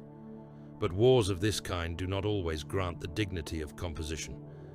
A chapter master serving that close to annihilation dies as all commanders there risk dying amidst noise, rupture, malfunction, blood, and immediate necessity. What mattered was not whether his end looked glorious. What mattered was that it came, and the line continued. That is the lesson chapters like the Iron Knights carry in their deepest marrow. Decapitation is not the end. The head may be severed, and the body still kill. Malfons's death proved no weakness in him. It proved the nature of the war and the nature of the chapter he commanded. An order built on personal grandeur would have staggered. An order built on ritualized endurance absorbed the blow and kept moving, because grief, in Dawn's line, has always been a function subordinated to necessity. So Verpal took command in the middle of ruin. There is something almost perfect in that transition, not because it is clean, but because it is not. One can imagine no sterner hinge between order and chaos than a battlefield command, handed from dead master to living subordinate, while the interior of an orc attack moon convulses around them and the wider Imperium hangs under threat of spiritual decapitation. Verpal did not inherit a stable command structure. He inherited fracture, Broken formations, interrupted Vox traffic, diminishing strength, and the immediate requirement to continue. That is when a chapter reveals what its culture truly is. Not in ceremony, but in the instant after catastrophe, when someone must speak, and the survivors decide whether they still obey. They obeyed. The Iron Knights had been forged exactly for such moments, not because they were immune to loss, but because they had been trained since childhood to interpret loss as condition rather than exception. Malfons fell. The assault did not become less necessary. Verpol's authority took shape in the same smoke that still carried the blood heat of the dead. Orders were reformulated. Breach priorities were retained. The machine of war, maimed but not halted, continued to grind. There is grim greatness in that, and also something profoundly inhuman. The chapter survived not by rising above the logic of attrition, but by accepting it so fully that even the death of its master became another datum in the operational storm. This is where the Iron Knights cease to feel like some local terror of bastions and trench worlds and begin to take on true historical mass. The War of the Beast was not merely another savage campaign. It was one of the Imperium's great convulsions, one of those episodes in which all later centuries seem to inherit a tremor. To have stood within it, to have answered terror's call, to have boarded the impossible and continued after decapitation, was to become part of the blood structure of Imperial survival itself. The chapter emerges from that era bloodied, diminished, but weighted now by proximity to catastrophe on the grandest scale. And then came the cruel honor that followed. The Imperial fists, shattered by the war's vast butcher's bill, required rebuilding.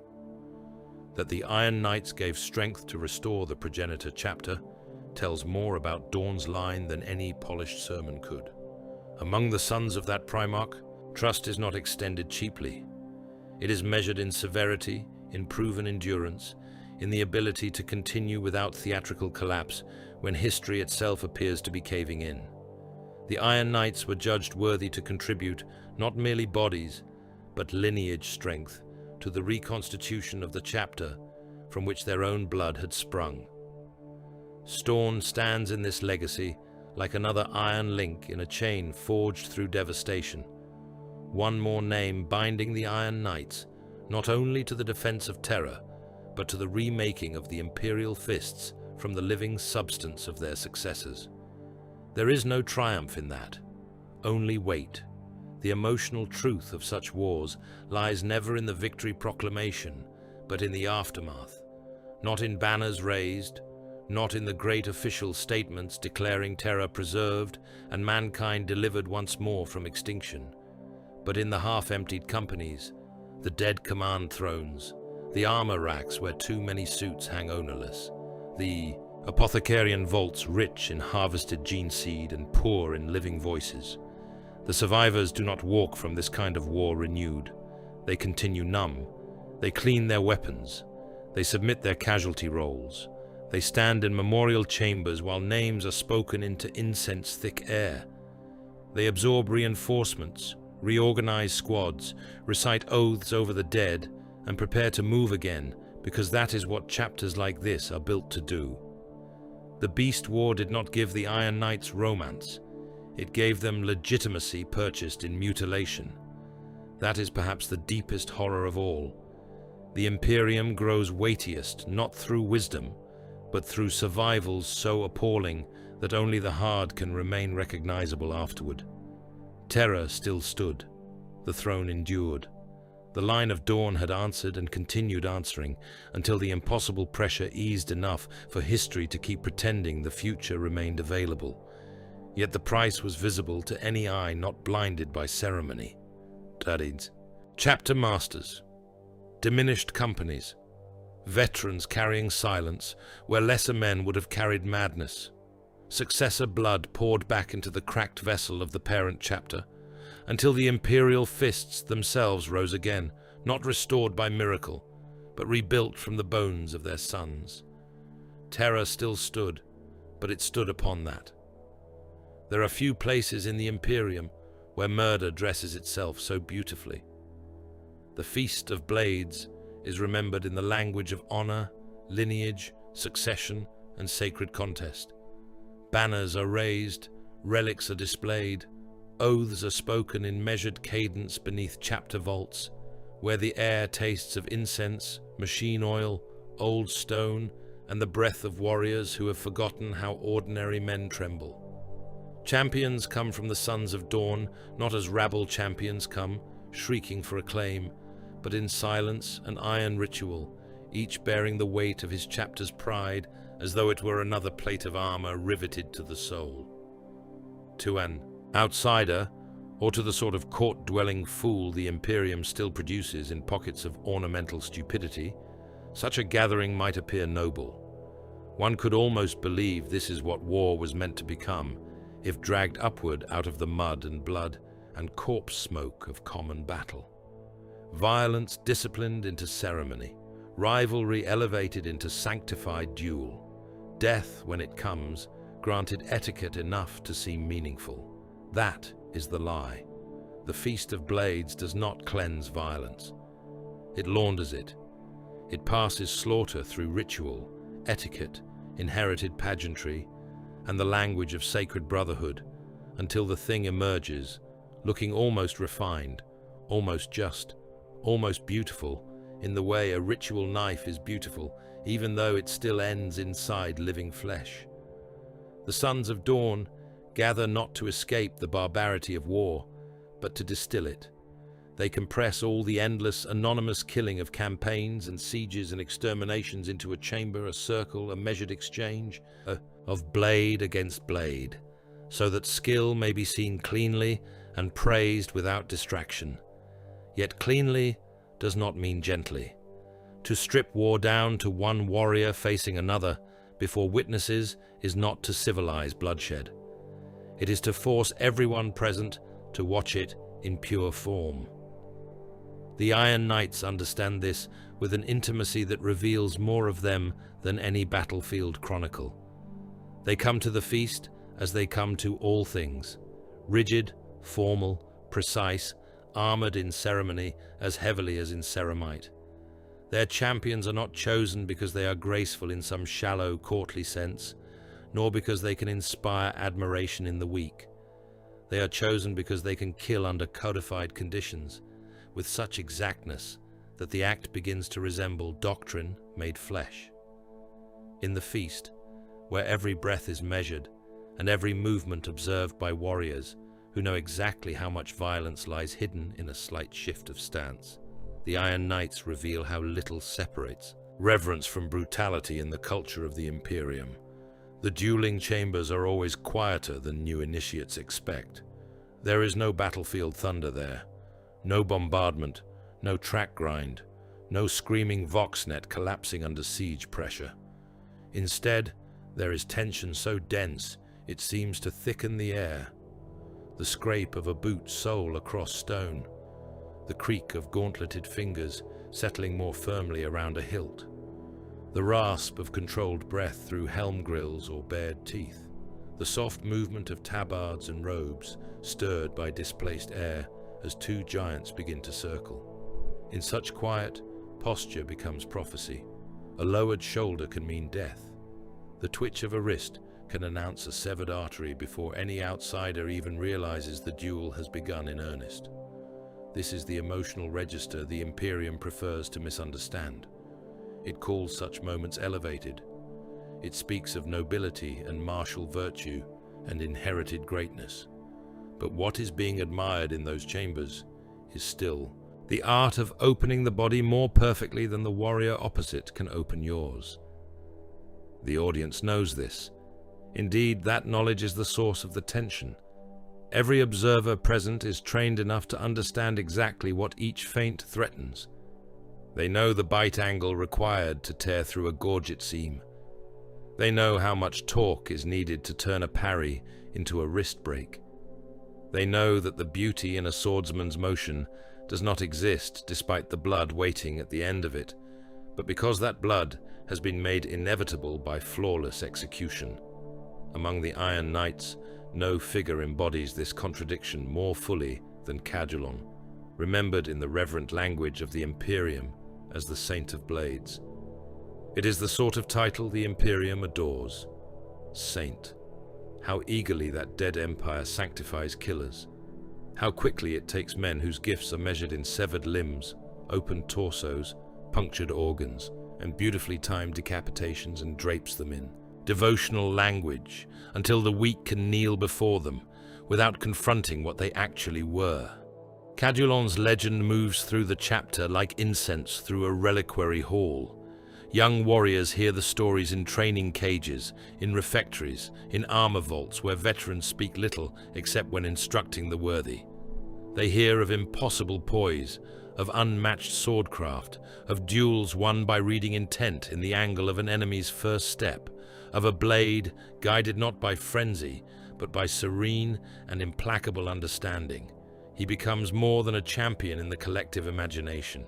He becomes standard, aspiration, proof that within the iron severity of the chapter there can exist a kind of perfection so complete that it gathers myth around itself. And yet the truth beneath the legend remains obscene. No man becomes Cadulon by elegance alone. Technique at that level is not learned from mural paintings and oath recitations. It is hammered into existence through oceans of blood, through years of sparring until knuckles split and reform wrong, through training bouts that leave brothers dragging themselves from the chamber, with ribs shifting loose inside their chests, through battlefield encounters in which a mistake means disembowelment, through pile upon pile of dead enemies whose final expressions taught lessons too expensive to forget. Cadulon's grace, like all true martial grace in this universe, was not the opposite of brutality. It was brutality rendered exact. That is why his legend matters so much to the Iron Knights, not because it softens them with some image of courtly heroism, but because it proves that killing can be perfected under discipline. A younger brother listening to old campaigns recited in low chapel light does not hear Cadulon and think of mercy. He thinks of control, of flawless edge alignment, of the ability to enter the white-hot intimacy of single combat and remain untouched by fear or haste. The chapter does not want humane icons, it wants lethal ones. Cadulon becomes beloved not because he redeemed violence, but because he made it look like liturgy. If Cadulon represents the mythic height of the blade, then Hervold Strom embodies another cherished obsession of the Iron Knights: prestige purchased through repeated suffering. To win the feast once is enough to carve a name deep into chapter memory. To win it twice in succession is to become something close to an accusation directed at every brother who comes after. Strom did what no other champion of the Gathering achieved. He took the title in consecutive contests, and in doing so, proved not merely skill, but the kind of sustained superiority that the Iron Knights prize above all softer virtues. One victory may be the product of perfect preparation, favorable fate, or a single period of exceptional focus. Two in succession demand endurance. They demand the ability to remain sharper than every rival, more composed, more punishingly exact, despite the accumulating strain of expectation, injury, and scrutiny. The chapter loves such achievements because they accord perfectly with its inner morality. One does not become worthy through sentiment, nor through isolated brilliance, but through repeated proof under pressure. Strom's name survives because he turned the feast into a demonstration of ongoing supremacy, and the Iron Knights, who rank one another endlessly by composure under duress, cannot help but revere such a figure. In training halls, his feet lingers like a blade held just at the throat of the ambitious. You seek honor, I seek adequacy, then seek longer. Strom won twice. Such things are said without raised voice. They do not need emphasis. The humiliation lies in the standard itself. This is how champions become icons in the chapter, not as benevolent exemplars, not as men whose stories offer comfort, but as embodiments of lethal perfection within rules severe enough to make their accomplishment undeniable. A young aspirant, bruised raw and bleeding into the dust of a cage floor, does not hear these names and imagine that one day he might inspire love. He imagines that one day he might move through a duel with such immaculate precision that older warriors will stop speaking when he enters the chamber. That is the chapter's hunger, not tenderness, or earned by flawless capacity to kill. There is psychology in this deeper than simple vanity. Endless war corrodes meaning. Campaign after campaign, siege after siege, purge after purge, the dead blur into arithmetic. The enemy changes face and creed and flesh, but the action remains. Advance, breach, exterminate, endure. In such a universe, ceremony may exist not to soften violence, but to keep it from dissolving into total meaninglessness. Ritual dueling gives form to what is otherwise everywhere. It lets the warrior believe, for a moment, that skill still matters distinctly, that intention can still be measured, that the ocean of anonymous blood may yet produce individual standards of worth. Perhaps that is why the feast persists among the sons of dawn. It is not an escape from war. It is a chapel built inside war, where violence can still seem to possess order and therefore significance. The Iron Knights, being what they are, respond to this with terrifying sincerity. For them, the feast is not ornamental, it is revelation. In the siege, one may always claim necessity. In the breach, one may hide behind doctrine. In the trench, the filth and smoke are so all-consuming that even the cleanest kill becomes part of a larger animal chaos. But in the dueling chamber, none of those veils survive. There is only one warrior facing another, all attention narrowed to the body, the blade, the timing, the unbearable nearness of mutilation. The intimacy of it is dreadful. One sees scars there that battlefield distance conceals. The old white rope line crossing a champion's abdomen where something once tried to spill him open. The notch in a gorget where a sword point found almost enough purchase. The damaged ear. The ruined eye lens. The patch of skin along the jaw made waxy by ancient burn. Each mark is history compressed into flesh. And when the duel begins, those histories move against one another in silence, broken only by steel, breath, and the small, involuntary noises a body makes when pain arrives too fast for stoicism to intercept it. A wrist opens, and blood beads black-red along the guard. A knee buckles under a perfectly timed cut to the ligament seam. A shoulder pauldron rings as a strike lands and skids, carrying enough force to numb the entire arm beneath it. A warrior's breath hitches just once as a point grazes between plates and bites into the flesh over the ribs. The witnesses see everything. That is the point. They are not looking away from violence. They are looking more closely than the battlefield ever allows. And always the etiquette remains. Salutes. Formal address. Permission to engage. Ritual acknowledgement of a superior cut. Controlled withdrawal at the signal.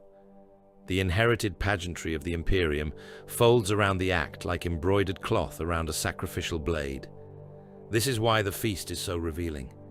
It shows how Imperial martial culture takes the naked fact of bodily destruction and ennobles it through inherited gesture until the participants themselves may begin to believe the refinement is moral. It is not moral.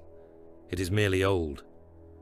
The Iron Knights know that, whether they would speak the truth aloud or not, their reverence for champions like Cadulon and Hervold Strom does not rest on the lie that swordcraft is somehow detached from slaughter. It rests on the opposite understanding, that slaughter, undertaken with perfect discipline, is the nearest thing their culture has to holiness. The Imperium calls such figures saints because it cannot admit how much of its devotional language is built atop expertly delivered wounds. It loves saintly titles for men, whose genius is measured in how cleanly they can part muscle from bone, how exactly they can time a thrust to puncture secondary hearts, how efficiently they can leave another transhuman giant kneeling in his own blood before witnesses trained to appreciate every fraction of the technique. Thus, the Feast of Blades reveals the chapter's soul more clearly than any battlefield ever could, not because it is cleaner, not because it is gentler, and certainly not because it civilizes what they are. It reveals them because it strips away excuse and leaves only worship. In the dueling chamber, without siege thunder or strategic necessity to hide behind, the Iron Knights show exactly how sincerely they revere perfected killing. The Iron Knights are called monsters in secret because the Imperium cannot afford to say it aloud. That is the whole accusation, stripped bare of incense and heraldry. The empire of mankind presents such. Warriors as defenders, saviors, mailed guardians descended in wrath to preserve the species against the outer dark. It paints them in liturgical light. It names them knight, angel, champion, son of dawn. It sets their icons above shrine altars and triumphal arches. It teaches children to trace the shape of their sigils in prayer. Yet when the hour comes, what it actually unleashes is something bred for wars that strip away every civilized pretense and leave behind only the efficiency of extermination. The Iron Knights are not secret because they are unknown. They are secret because the truth of what they do and what must be done for them to keep doing it is too ugly for the Imperium to examine honestly without feeling the whole moral shell of its own existence begin to crack. There are chapters whose savagery is open. They howl, they wear the trophies, they charge with their teeth bared and make no effort to disguise the appetite inside them. Such chapters terrify the common citizen in an immediate and comprehensible way. One sees the beast plainly and knows to fear it. The Iron Knights are worse. They never need to snarl to be monstrous. Their discipline conceals nothing and excuses everything. They enter a war zone under banners of order, under codified doctrine, under the authority of the throne and the old blood of Rogel Dawn, and because they move with ceremony and precision, because their speech is formal and their heraldry polished beneath the blood, men are encouraged to call them noble, even while watching them turn enclosed spaces into abattoirs. This is the deeper blasphemy of the Imperium. It does not simply tolerate monsters, it canonizes them. Look at what a siege chapter does after the banners are raised and the wall is broken. The official version says, compliance has been restored. Enemy resistance has been neutralized. Civil authority is being re-established under loyal administration. Fortress sectors are under sanctified occupation. Supply chains are secured. Labor is being reorganized toward reconstruction. Public order is maintained through exemplary firmness. Such language is written by hands that will never have to clean a corridor where a bunker purge ended with 10 men torn apart against the same bulkhead. It is written by functionaries who call a public hanging an example, a labor draft a tithe, and the disappearance of a district's young men a regrettable but necessary realignment of resources. The reality is uglier and more intimate. After the breach, the purge continues.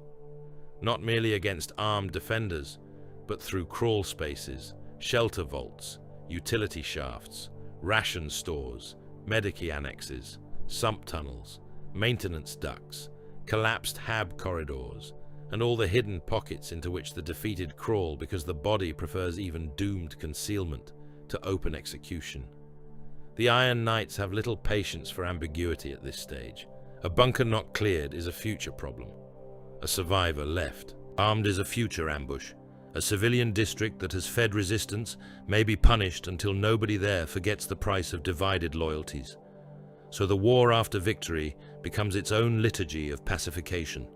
Door by door, chamber by chamber, public exemplars dragged into squares, kneeling lines before fresh dug trenches, labor quotas imposed beneath the guns that broke the walls in the first place, curfews announced by loudhailer over streets still clogged with shattered masonry and the swollen dead. A fortress occupation under a siege chapter often feels only marginally kinder than the enemy's rule, and sometimes the difference exists only in the language used to justify it. This is not accidental. A chapter such as the Iron Knights does not view pacification as a regrettable aftertaste of war. It views pacification as the completion of war. Resistance has to be made meaningless not just militarily, but culturally, economically, spiritually. The survivors must learn in the nerves what the wall's destruction, already taught in stone. Defiance ends in confinement, depletion, conscription, or exemplary death. Men are dragged from bunkers to dig new fortifications for the conqueror. Women and the old and the maimed are sorted for utility, though the Iron Knights themselves are seldom concerned with such details except where they affect labor output or security. Juveniles are screened. Workers are tagged, counted, shifted between districts like ammunition lots. Shrines are rededicated, loyal priests are installed or confirmed. Dissent becomes not a political problem, but a maintenance issue. And the most horrifying part is that the chapter does not conduct this with visible sadism. It does not need to. It performs all of it under discipline. That is why the monster is never merely the Marine. The monster is the system that shaped him, and the system that interprets him back into righteousness. It is the chapter world whose people are whipped into, producing armor plate, shell stock, and aspirants until suffering becomes civic instinct. It is the priesthood that blesses compliance, because disobedience threatens throughput. It is the population taught from birth to adore the armored figures who will one day spend their lives like ammunition in some trench network or siege train. It is Bricantia, with its iron skies and its manufactoria and its bastions staring down over habstacks, where children cough up soot and old men die with lash scars still ridged across the back. It is a society where the poor accept pain as natural, so the chapter may remain girded for war, and where that acceptance is named virtue, because to call it anything else would invite despair too large to survive. Bricantia is moral evidence. A world of bastions and foundries does not produce neutral defenders. It produces a particular understanding of human worth. It teaches that flesh exists to be organized, punished, consumed, and refined towards strategic purpose. A child raised under such skies learns quickly that function outranks comfort, that obedience outranks complaint, that hardness is more admired than kindness, because hardness keeps the line moving and kindness slows the load chain. When such a child is taken by the chapter and remade into an Astartes, the transformation is not from innocence into brutality. It is from crude social violence into sanctified strategic violence. The Iron Knights are not a contradiction to Bricantia. They are its final theorem. So when the Imperium points toward them and says, "Behold the Knight," what it is really doing is hiding a supply chain of suffering inside a holy image. This becomes clearest from the civilian eye line, the point of view Imperial histories hate most because it contaminates noble narratives with anatomy and fear. Consider the worker in a shell foundry on Bricantia, his lungs already scarred from years of inhaled metallic dust, his hands burned white in patches where the skin never healed correctly after an accident near a quench line. He hears that the chapter has returned from campaign. The Hab speakers announce victory. Shrine bells ring. The overseer orders an extra shift because replenishment quotas have risen. The worker kneels with everyone else as a column of armored giants passes beyond the fence line, their plate black with soot and old blood, their gait so steady it seems they have never known exhaustion. He feels awe. He also feels the old dread settle deeper into the gut, because every return of the chapter means more requisitions, more labor drafts, more youth selected, more work driven harder beneath the lash, so the fortress armories remain full. To him, the Iron Knight is protector and consumer both. The contradiction is not resolved, it is endured. or take the trooper assigned to a siege train on some half-ruined compliance world. He is not one of the glorious dead commemorated in chapter vaults. He is line support, trench labor, ammunition haulage, breach clearance, casualty drag, the sort of Imperial flesh that exists mainly to keep moving until something larger kills it. He watches the Iron Knights advance into the breach and feels the savage comfort of being near such beings. Then he sees what their standards of success actually mean. A barricade too slow to fall draws an order for renewed pressure, regardless of attached human losses. Wounded support crews are told to clear lanes before Medicae extraction. A sergeant of the chapter passes a pile of severed lower bodies in the corridor and says only, "Remove the obstruction," not with cruelty, not with malice, with the same tone he might use to request ammunition transfer. The trooper learns in that instant what proximity to such warriors really entails. They will win if whining remains physically possible. Your survivability is not part of the moral equation, except as it affects operational continuity. And then there are the survivors of worlds after. The war has burned away the myth. This is where the age becomes darkest. Not in the charge, not in the banner moment, not in the clean iconography of the armored champion framed by flame. Darkness lives afterward, where the crushed survivor staggers through ash and gore, trying to understand whether he has been delivered or simply outlived by stronger predators. He walks through streets where one wall is painted with devotional slogans, and the next is black with bolt detonations and bits of human fat. He steps over spent shell casings and burst ration tins and loose teeth, and finds himself staring at a public square, where the enemy commander hangs from an improvised gibbet, while labor gangs already strip the district for reconstruction. He hears priests saying the emperor has shown mercy through his angels. He smells the corpse pits, and knows mercy did not smell like that.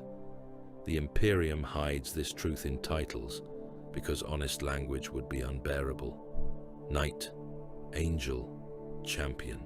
How else could a regime such as this continue asking billions to believe in it?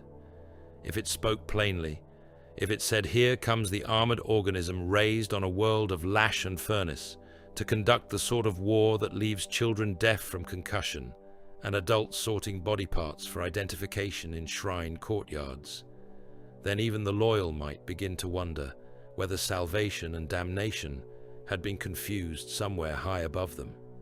So instead, the Empire names the thing beautifully and teaches itself to look at the Polish rather than the impact crater. One might say that this is simple hypocrisy. It is worse than hypocrisy. It is necessity, because the philosophical wound at the center of the Iron Knights is not difficult to state, only impossible to heal. If monstrosity is the only force that can stand between mankind and extinction, does monstrosity become virtue? If the walls of terror hold because men like these exist, if hive cities are reclaimed because something transhuman and emotionally diminished can keep advancing after any sane army would have dissolved, if the Xeno's nest is burned out only because warriors forged in industrial cruelty can enact a purge without hesitation, then what exactly is being condemned when one calls them monsters? The act, the spirit, the necessity, or merely one's own surviving discomfort? There is no easy answer, because the galaxy has stripped easy answers from the human future. The Iron Knights are horrifying. They are horrifying in the way a siege engine made from theology and mutilation must be horrifying. They reveal too much about what the Imperium values once one scrapes away the gold leaf. They reveal that discipline can be more terrible than frenzy, that formality can hide moral vacancy more effectively than open savagery, that a chapter need not froth or howl or decorate itself in flayed skin to become an instrument of almost perfect dehumanization. It must only accept that success outranks softness in every instance, and then never look back. But the more horrifying thing may be that the Imperium is correct to keep using them. That is the wound. That is the thought from which all the banners and saint titles are meant to distract. One may loathe the Iron Knights, recoil from the worlds that make them, from the priesthood that blesses them, from the labor systems that feed them, from the pacifications they impose, from the calm way they step through heaps of opened dead and continue issuing clean orders through helm speakers slick with blood mist. One may know all of this and still be forced into the ugliest admission of the age. If such things vanish, worse things may follow. The Orc Empire, the Tyrannid Swarm, the traitor host, the waking tomb. The enemy at the wall does not pause because one has discovered a conscience. So the Imperium endures by hiding the truth from itself, just enough to function. It kneels before its secret monsters, because without them, it might not survive the century. And because naming them honestly would mean admitting that survival has already cost more than any civilization should have been willing to pay. The Iron Knights stand at the center of that contradiction in full plate and formal silence, horrifying beyond excuse. Yet the truest horror may be that the Empire has measured the alternatives and found their existence preferable. Every chapter of bloodline pride eventually grows its own shadow. The Iron Knights, like so many of the Adeptus Astartes, preserve themselves in litany through names, victories, heraldry, lineages, reliquaries, and the iron continuity of remembered service. They speak of duty in terms so ancient and formal that a lesser man might mistake repetition for safety. One could almost believe, listening from outside, that such ritual protects against corruption. That if a chapter cleaves closely enough to doctrine, if its gene seed remains pure enough, if its banners are borne upright through enough centuries of war, then rot must always begin elsewhere, in the undisciplined, in the flamboyant, in the openly damned, in those whose weakness makes their fall easy to narrate and therefore comforting. Then the name surfaces from the dark, the Iron Brethren, not a rumor born from void sailor superstition, nor a vulgar warband name invented by frightened militia trying to impose shape upon the chaos of battle, but a recognized stain upon the chapter's broader legacy. A traitor faction, born of the Iron Knight's own blood and discipline, believed lost within the warp's diseased immensities, and all the more dreadful for how little certainty survives around them. That should matter more than it is often allowed to matter. It should not be treated as a marginal embarrassment, some small defect filed into the archive where pious minds may ignore it. Their existence is proof against every comforting lie the Imperium tells about lineage and strength. No amount of heraldry saves a chapter from the possibility of internal ruin. No bloodline, not even that of Rogel Dawn, carries an inoculation against spiritual decay. Discipline does not place a wall around the soul. Sometimes it only teaches damnation how to march in step. That is what makes the Iron Brethren so useful as a mirror and so terrible as an omen. There are traitors in the galaxy who fall loudly. They adorn themselves in excess, bark blasphemies through split vox grills, nail trophies to their armor, and make a spectacle of the rupture between what they were and what they have become. The Imperium is perversely comforted by such enemies. Their corruption is obvious. Their monstrosity arrives in colors bright enough for hatred to organize itself around. One can point and say, there, that is the line, and over here remains the realm of duty. But what if the fallen sons of a siege chapter do not become carnival beasts? What if they remain hard, iron-bound, disciplined, and cold? What if their apostasy is not a rejection of severity, but its completion? The Iron Brethren invite exactly that question.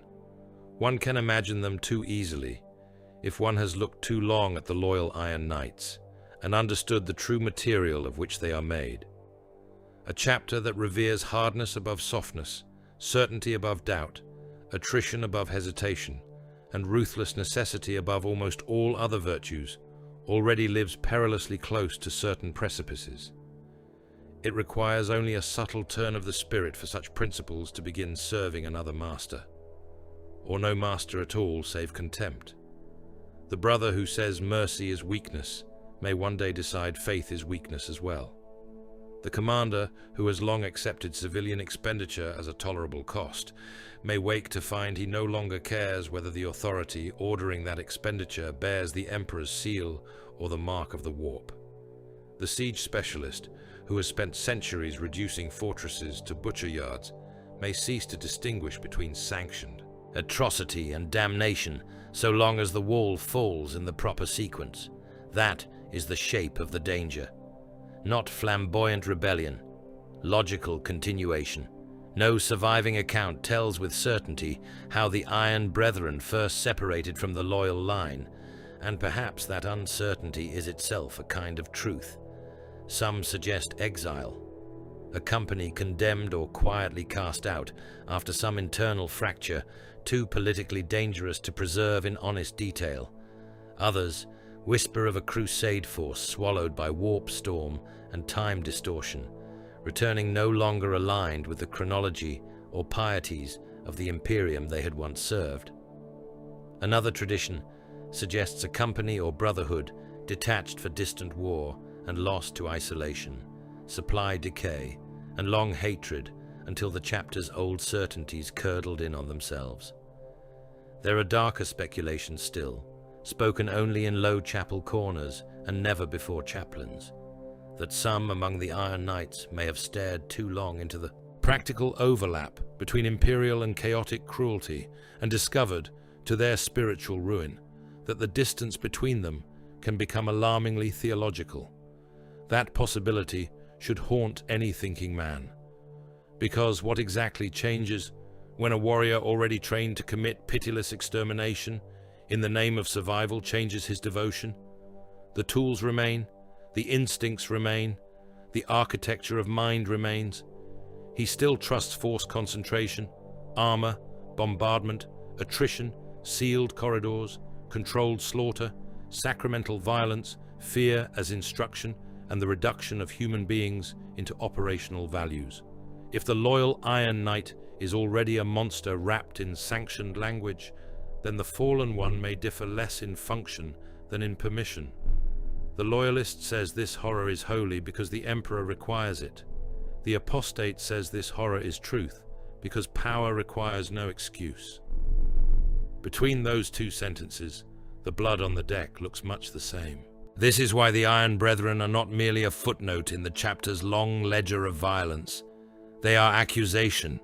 They are the question the Iron Knights cannot fully answer without turning the blade inward. Imagine them as they are glimpsed in scattered testimony, never whole, always through smoke, static, or the broken memory of survivors who would rather have faced something simpler. Armor recognizably kin to the Iron Knight's own patterning, but altered by long corrosion and hostile grace. Heraldry warped, not always defaced outright, which would be easier to understand, but distorted, stretched, cracked, as if the old symbols had been made to endure something they were never built to contain. The iron sigils remain visible beneath rust blooms, soot accretions, old blood, and the slow invasive script of the warp. Purity seals hang in strips gone black with age, the wax impressed not with loyal sigils, but with marks too malformed to hold steady under scrutiny. A pauldron may still carry the chapter line in outline, yet its edges bulge strangely, as though the metal itself has grown resentful of the purity it once proclaimed. Their plate should be imagined corroded, but not ruined, warp-tainted, but still disciplined, not the riotous mutation of creatures too far gone to remember what war is for, but the dreadful preservation of martial purpose beneath spiritual deformation. Chain blades grind, siege drills bite, bolters fire in measured rhythm. Heavy armor advances through smoke with the same old certainty, only now the certainty is damned. One can almost hear in the reports how much more disturbing this is than madness. A madman can be categorized. A disciplined apostate resembles doctrine after its soul has left the room, and the sound of them must be wrong in a very particular way. The Iron Knights already speak in clipped, formal, ritual-laden command structures. What happens when those patterns are retained but bent? When vox prayers become blasphemies without losing cadence? When breach litanies still issue in the old disciplined sequence, but each response now affirms not the Emperor's light, but some colder principle of ruin? A loyal battle brother hearing such traffic across a shattered bastion net would face a uniquely intimate horror. Not the language of Xenos, not the babble of the deranged, the familiar, the ancestral, devotional grammar turned inside out while retaining the sound of home. Breach sanctified. By what name? By necessity. Such things should feel worse than overt heresy, because they suggest the shell of faith can survive even after the center rots away. Fortress warfare in their hands would become damnation not because the methods change dramatically, but because the restraint of purpose evaporates. The loyal Iron Knights reduce a bastion because the Imperium has declared it enemy. The Iron Brethren reduce it because reduction is revelation. Civilian survival becomes even less relevant.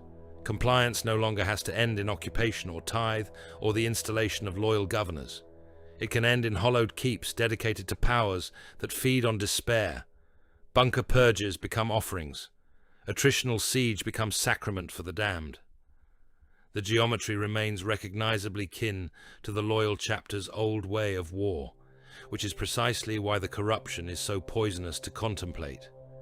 It suggests that what the chapter called virtue may always have contained the negative image of its own inversion. And corruption rarely begins where imperial morality prefers to locate it. It does not usually begin with cackling evil, with sudden oaths to darkness, with some theatrical rejection of the emperor before witnesses suitably horrified. That is the story told after the fact because it is simple, and simplicity comforts institutions. Real corruption more often begins in certainty, in the belief that harsh necessity excuses all things, in the resentment that grows when loyalty is rewarded with depletion and silence, in pride sharpened so far it begins to cut the hand that wields it, in the gradual realization that one has been committing sanctioned atrocity for centuries, and therefore possesses the skills, numbness, and justifications required to continue atrocity, even if the seal upon it changes. A siege chapter is especially vulnerable to such thoughts because siege itself is a school of moral erosion. One learns to value outcome over elegance, compliance over pity, finality over mercy. One learns that walls fall when enough suffering is concentrated properly. One learns to measure human lives by how effectively they can be spent in phases. If these lessons are not constantly yoked to something greater than victory, something genuinely transcendent and not merely institutional, then they do not disappear. They remain waiting, hardened, useful, ready for the first convincing whisper that says you have always been this. The only error was pretending otherwise. That is why this chapter of their legacy should feel haunted above all others. The enemy most dangerous to the Iron Knights may not be the greenskin at the wall, the traitor in the trench, the Xenos in the ash wastes, or the demon moving through breach fire. It may be the dormant possibility already nested inside their tradition. The idea that their admired severity, their stoic contempt for weakness, their disciplined capacity for necessary horror, their long worship of hardness, all contain within them a route toward damnation so smooth it can be mistaken for continuity until it is too late. One imagines younger battle brothers being told of the Iron Brethren in careful half-statements by veterans who hate the knowledge but refuse to let it vanish entirely. Not because confession is healthy in the Imperium, but because forgetting entirely would be more dangerous. To know that some of their own bloodline crossed over without surrendering military precision is to carry a warning deeper than any sermon against temptation. It says that the line is not between noble savior and raving beast. It says the line may run through the same fortress corridors, the same breach prayers, the same doctrines of necessity, the same cold regard for expendable life. It says, Corruption may look like your own reflection held too long in bad light. So the Iron Brethren should remain partly hidden. Over-explanation would cheapen them. Better that they persist as distorted shapes moving behind a veil of static and warped smoke. A known traitor inheritance whose exact route into darkness is less important than what it reveals by existing at all. They are frightening, not because they come from beyond the chapter's identity, but because they may represent one of its possible endpoints. They do not need to be alien to terrify. It is worse if they are not. In the end, that is the most unbearable truth of them. Not that the Iron Knights produce traitors. Many chapters have bled such shame. Not even that those traitors are believed lost within the warp, where time and reality rot around them like wet canvas.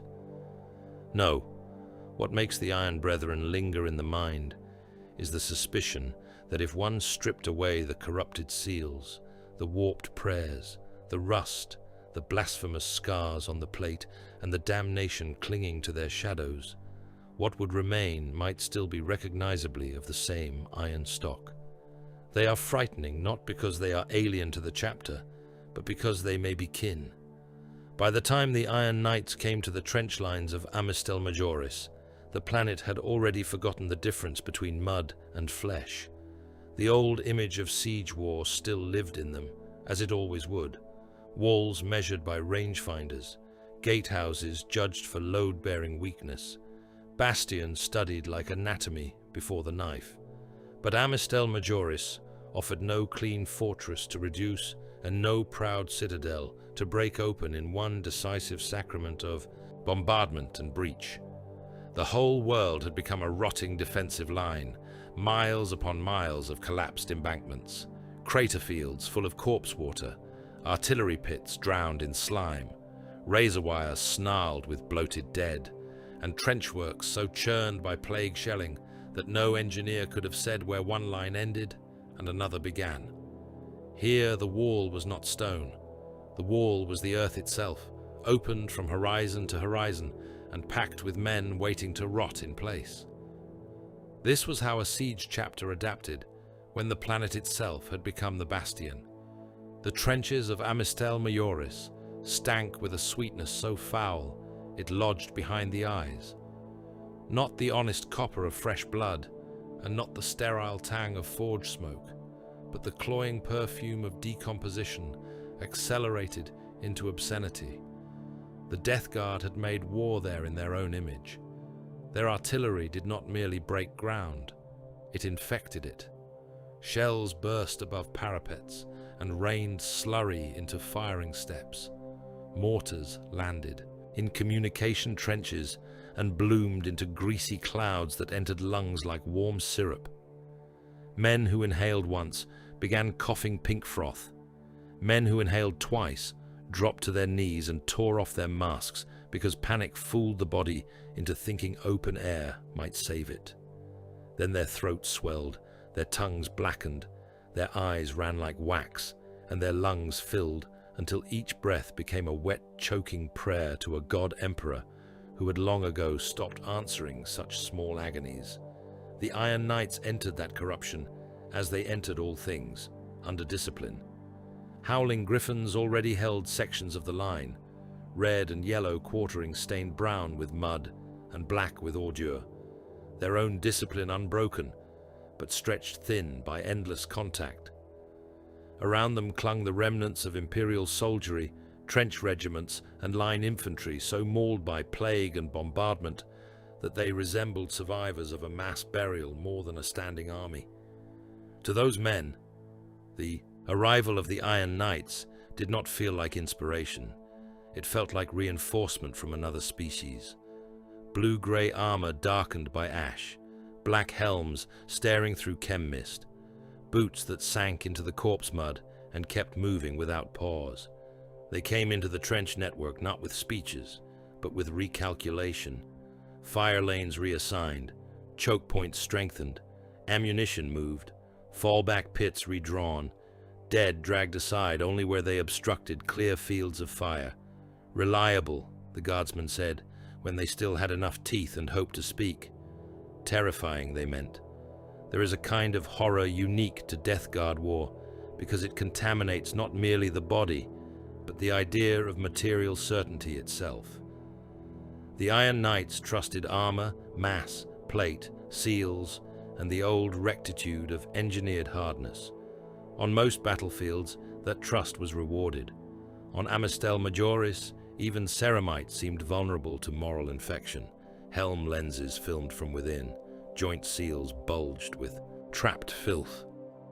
Rebreather intakes clogged with yellow-black paste that had once been air, then vapor, then liquid, then some intermediate corruption for which no sane lexicon had prepared the Mechanicus. Men found rust where rust should not have existed. Paint blistered. Blessed metal wept greasy streaks.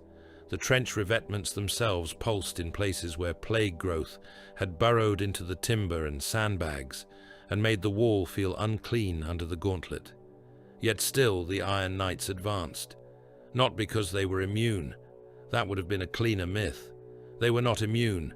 They simply accepted contamination as another form of attrition to be mastered by force of will, by seal maintenance, by apothecarian discipline, and by the old hard refusal that ran in Dawn's blood. Where ordinary soldiers recoiled, the Iron Knights registered, adapted, and continued.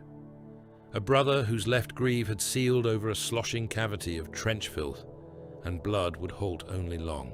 Enough for a serf or fellow warrior to scrape the intake channel clear. Another whose auto-senses had begun flashing false runes through a wash of toxic static simply removed his helm, breathed the dead world for 9 measured seconds, and resealed it once the target lock was complete. Such acts were not bravado. They were procedure pushed into the realm of the grotesque. This was not the clean confidence of a fortress assault. It was certainty dragged through rot. The Death Guard made every firing line intimate. Shelling broke the trench lip and splashed defenders with mulch made from men. Corpse piles shifted by themselves as gases built within them. Latrine pits bred things with too many legs and pale human teeth. Medici dugouts became fermentation chambers once the wounded were sealed inside with fever and damp and the sweetly rotting breath of plague bloom. In one collapsed section of line, the Iron Knights found 3 howling griffins and 7 guardsmen still firing from. Behind a barricade made of ammunition crates and dead comrades packed shoulder high. One of the griffins had lost his lower jaw and spoke only through bubbles of blood. Another's power pack had fused into his spine with some fungal overgrowth that had crept beneath the plate seams. The Iron Knights did not recoil. They passed ammunition forward, assigned sectors, and corrected range estimates, while the trench wall beside them exhaled yellow steam from a shell hole full of liquefying dead.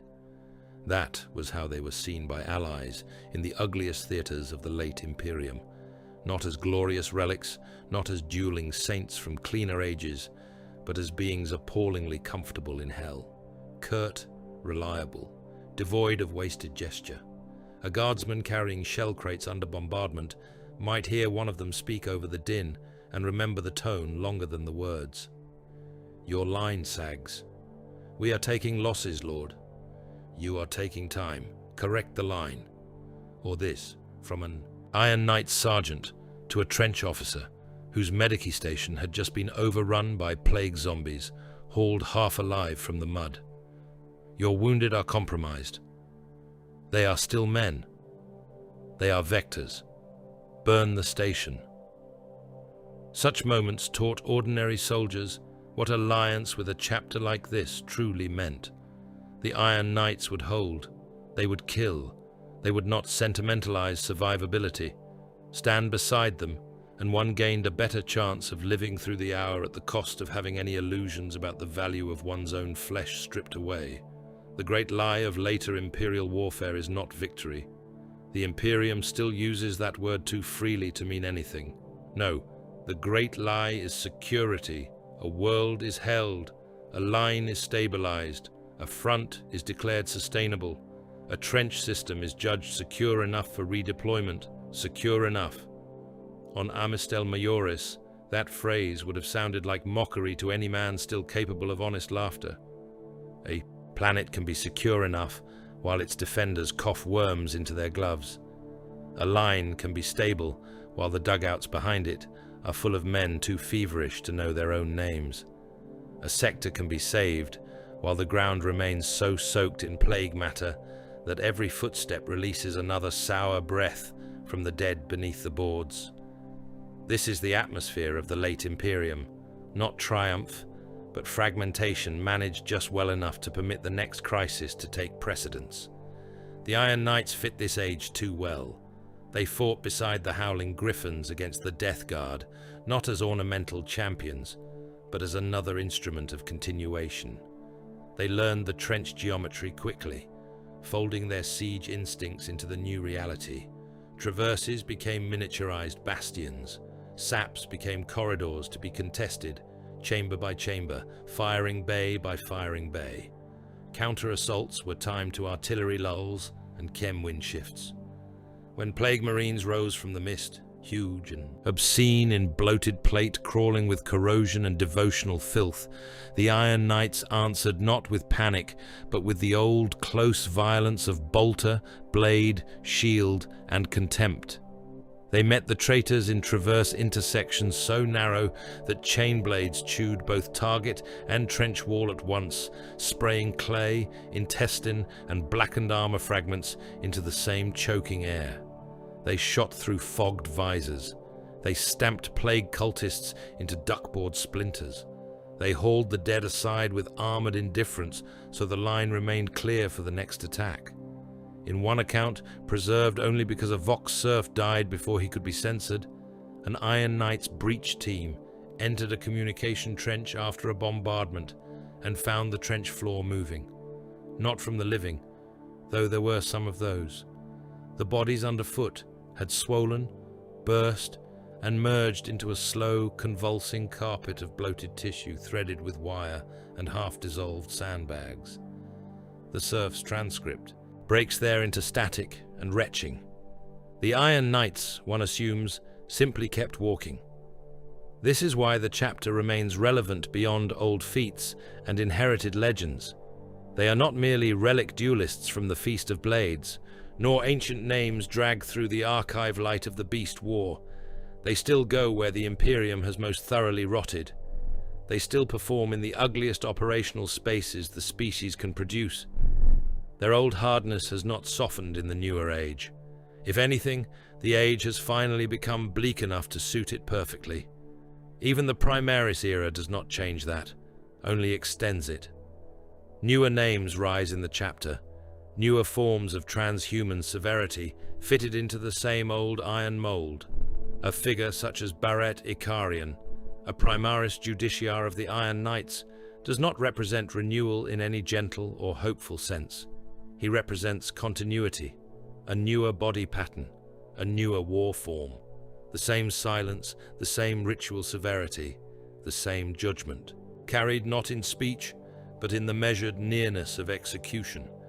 The chapter persists into later centuries as it has always persisted, not by becoming kinder, but by remaining useful to a galaxy that punishes kindness first. By the third week on Amistel Majoris, enough of the line had been held, enough plague trenches cleared or burned, or simply reclassified as no longer immediately collapsing. That higher command deemed part of the force available for redeployment toward Cadia. That is the kind of sentence the Imperium writes when it wants to pretend history is made of decisions rather than triage. Available for redeployment. As if men and Astartes alike were not being peeled out of one sewer of attrition and fed straight into another. As if a world could be left secure enough while every dugout still stank of fear sweat, rot, and promethium. As if those remaining behind were not already half lost in all but name. But so it was. Another campaign, another wall, another tally. There is no climax in such wars. No catharsis worthy of the blood spent reaching it. The Iron Knights did not leave Amistel Majoris redeemed, enlightened, or transformed. They left as they had arrived, only fouled deeper by the age, armor black with corpse mud, greaves lacquered in trench filth, bolters sacred and filthy in equal measure. Their plate carried the smeared remains of plague things, guardsmen, cultists, brothers, and the planet itself ground into a common paste under boot and track. They boarded the transports in silence, because silence was all that remained once the operational orders had been acknowledged. Around them, the trench line still smoked beneath a dead star, held for the moment, ruined for the future, and somewhere beyond it waited the next crisis, demanding exactly the same kind of men. The Iron Knights climbed from the plague trenches of Amistel Majoris and entered the holds, already emptying themselves toward another war, already silent because the next battlefield was the only future they understood. There is a point in every honest consideration of the Iron Knights at which the lie can no longer be maintained. It is not the point where the breach charges are set and the wall begins to glow from within like a furnace seam. It is not the point where a chain blade tears a man open from clavicle to hip and paints the corridor in strings of steaming red. It is not even the point where a survivor, crawling through rubble with one leg behind him and both hands full of someone else's blood, looks up and sees the chapter symbol gleaming beneath soot on the pauldron of the giant who has come to save him. Those moments still permit myth. Battle always does. The immediacy of death is generous to symbols. Men will call anything an angel if it arrives between them and extinction quickly enough. No, the lie fails later, when one gathers the whole shape and forces oneself to look at it without flinching. Then the truth becomes plain. The Iron Knights are not an aberration within the Imperium. They are one of its purest expressions. Everything about them leads there. Dawn's bloodline, with its architecture of endurance, fortification, and pitiless counter-assault. Brycantia, or Seheris beneath it, that iron-hearted world of bastions, foundries, overseers, lash marks, tribal knives, child labor, and the long industrial education of despair. The chapter's siege doctrine, which turns enclosed spaces into sacrificial chambers and calls the process order. The ritual dueling of the Feast of Blades, in which perfected killing is refined into etiquette and admired with solemn reverence. The Beast-era sacrifice, where terror itself stood only because the Sons of Dawn answered the old call and fed themselves into catastrophe without expectation of glory. The plague trenches of later ages, where even death had begun to ferment, and the Iron Knights still walked forward through corpse mud and sweet rot, because there remained no other function for them. The shadow of the Iron Brethren, proving that even this severe inheritance can curdle further, that the line between sanctioned atrocity and damnation is far thinner than the heralds of the Imperium would ever dare admit. Take all of these things together, and the chapter becomes legible in the only way that matters. Not as contradiction, not as dark exception, as clarity. That is why the knightly image exists. The Imperium cannot emotionally survive describing its own defenders in honest terms. If it did, if it said plainly what sort of things it breeds and armors and names holy, then the devotional machinery of the species might falter all at once.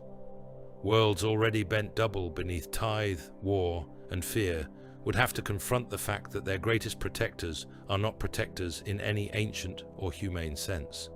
They are weapons shaped like men and dressed in symbols old enough to comfort the frightened.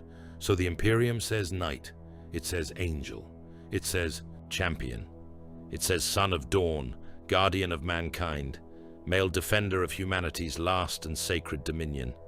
It covers steel with scripture and mutilation with ritual and industrial slaughter with heraldry, because that is the only way billions can continue kneeling without breaking apart inside their own thoughts. Pageantry on the surface, industrial slaughter underneath. That was always the contrast, and it remains the truest one. A polished icon on the pauldron, a formal vow spoken through the grill of a helm, the old language of honor, sacrifice, vigilance, fortitude. Then below it the actual mechanism, laborers feeding shell casings into conveyor lines under overseer lashes, aspirants vomiting blood in restraint chairs, while hypnodoctrine is driven into their skulls, apothecaries reducing half-grown boys into candidate components beneath white surgical light, siege charts measuring how many bodies a breach lane will consume before the gate finally falls, occupation edicts, after compliance, public exemplars, press-ganged workers hauling ammunition through districts not yet cool from the fires of conquest. The pageantry is not false exactly. It is worse than false.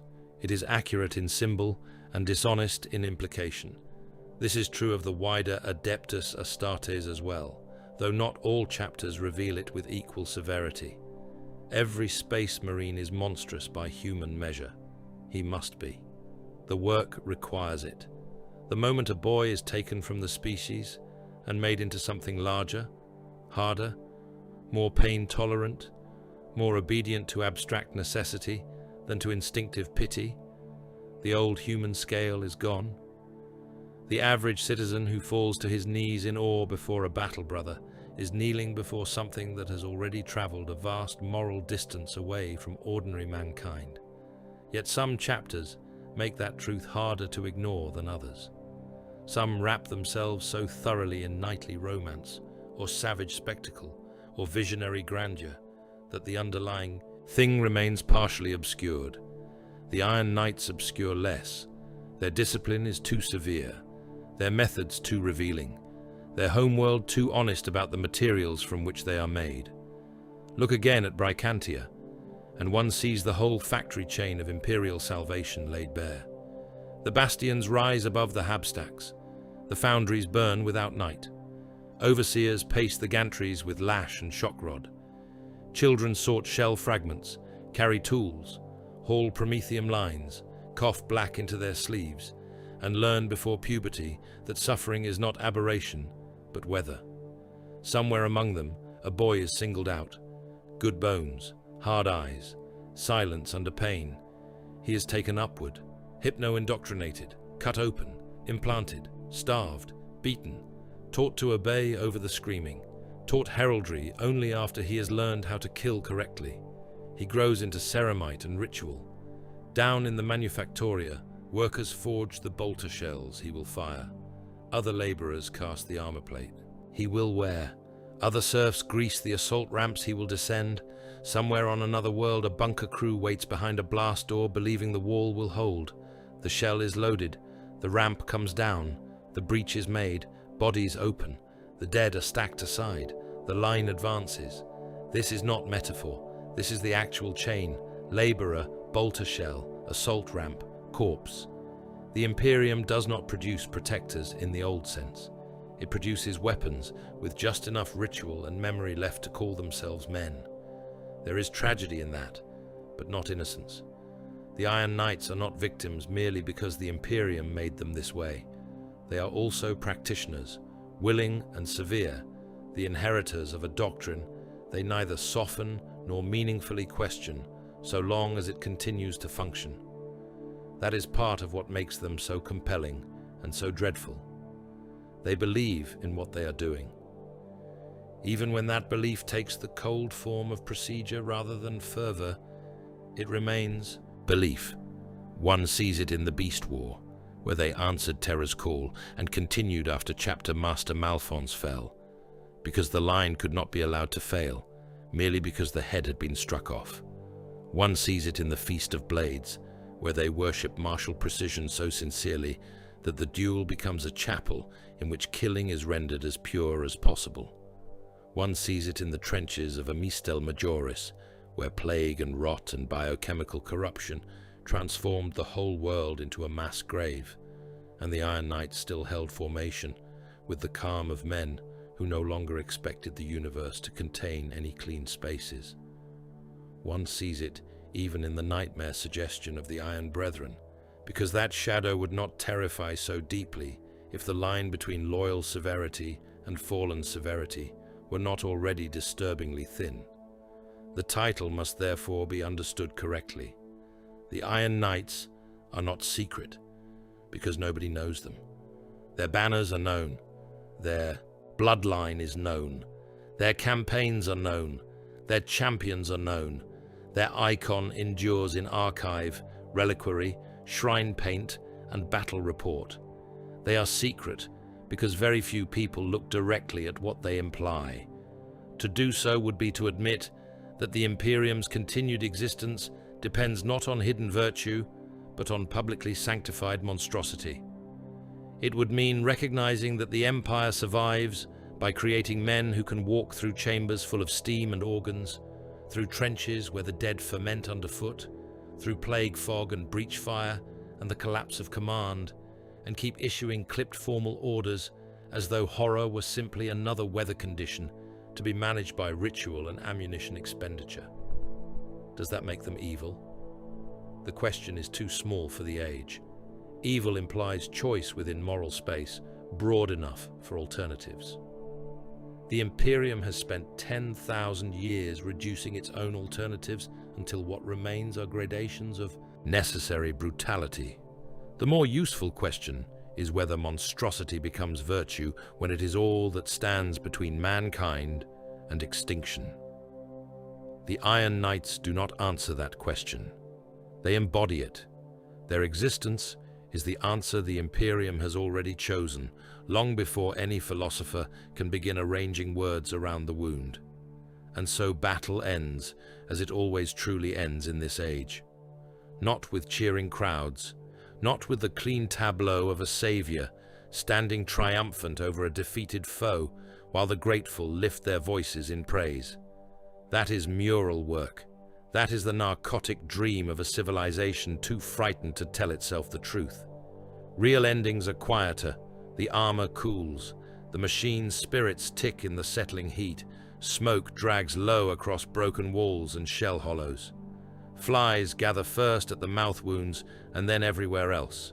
The dead lie where the violence arranged them, in postures at once intimate and meaningless. Somewhere a survivor stands amid the rubble with dust caked to the tears he no longer notices, watching the Iron Knights move away in disciplined file. They do not linger. They do not kneel among the saved and offer comfort. They do not speak of sacrifice except in the language of logistics and remembrance. Their work is complete here. Another wall waits somewhere else, another trench, another bunker line, another compliance, another dying world that will require men exactly like these, men from bastions and foundries and old bloodlines, men taught to be harder than pity and calmer than sane creatures should ever remain while stepping through opened bodies. The survivors understand then, if only for a moment before the priests and administrators arrive to rebuild the lie, they understand that the monsters who saved them have already marched on. In the grim darkness of the far future, the Imperium's finest knights are the monsters it dares not name.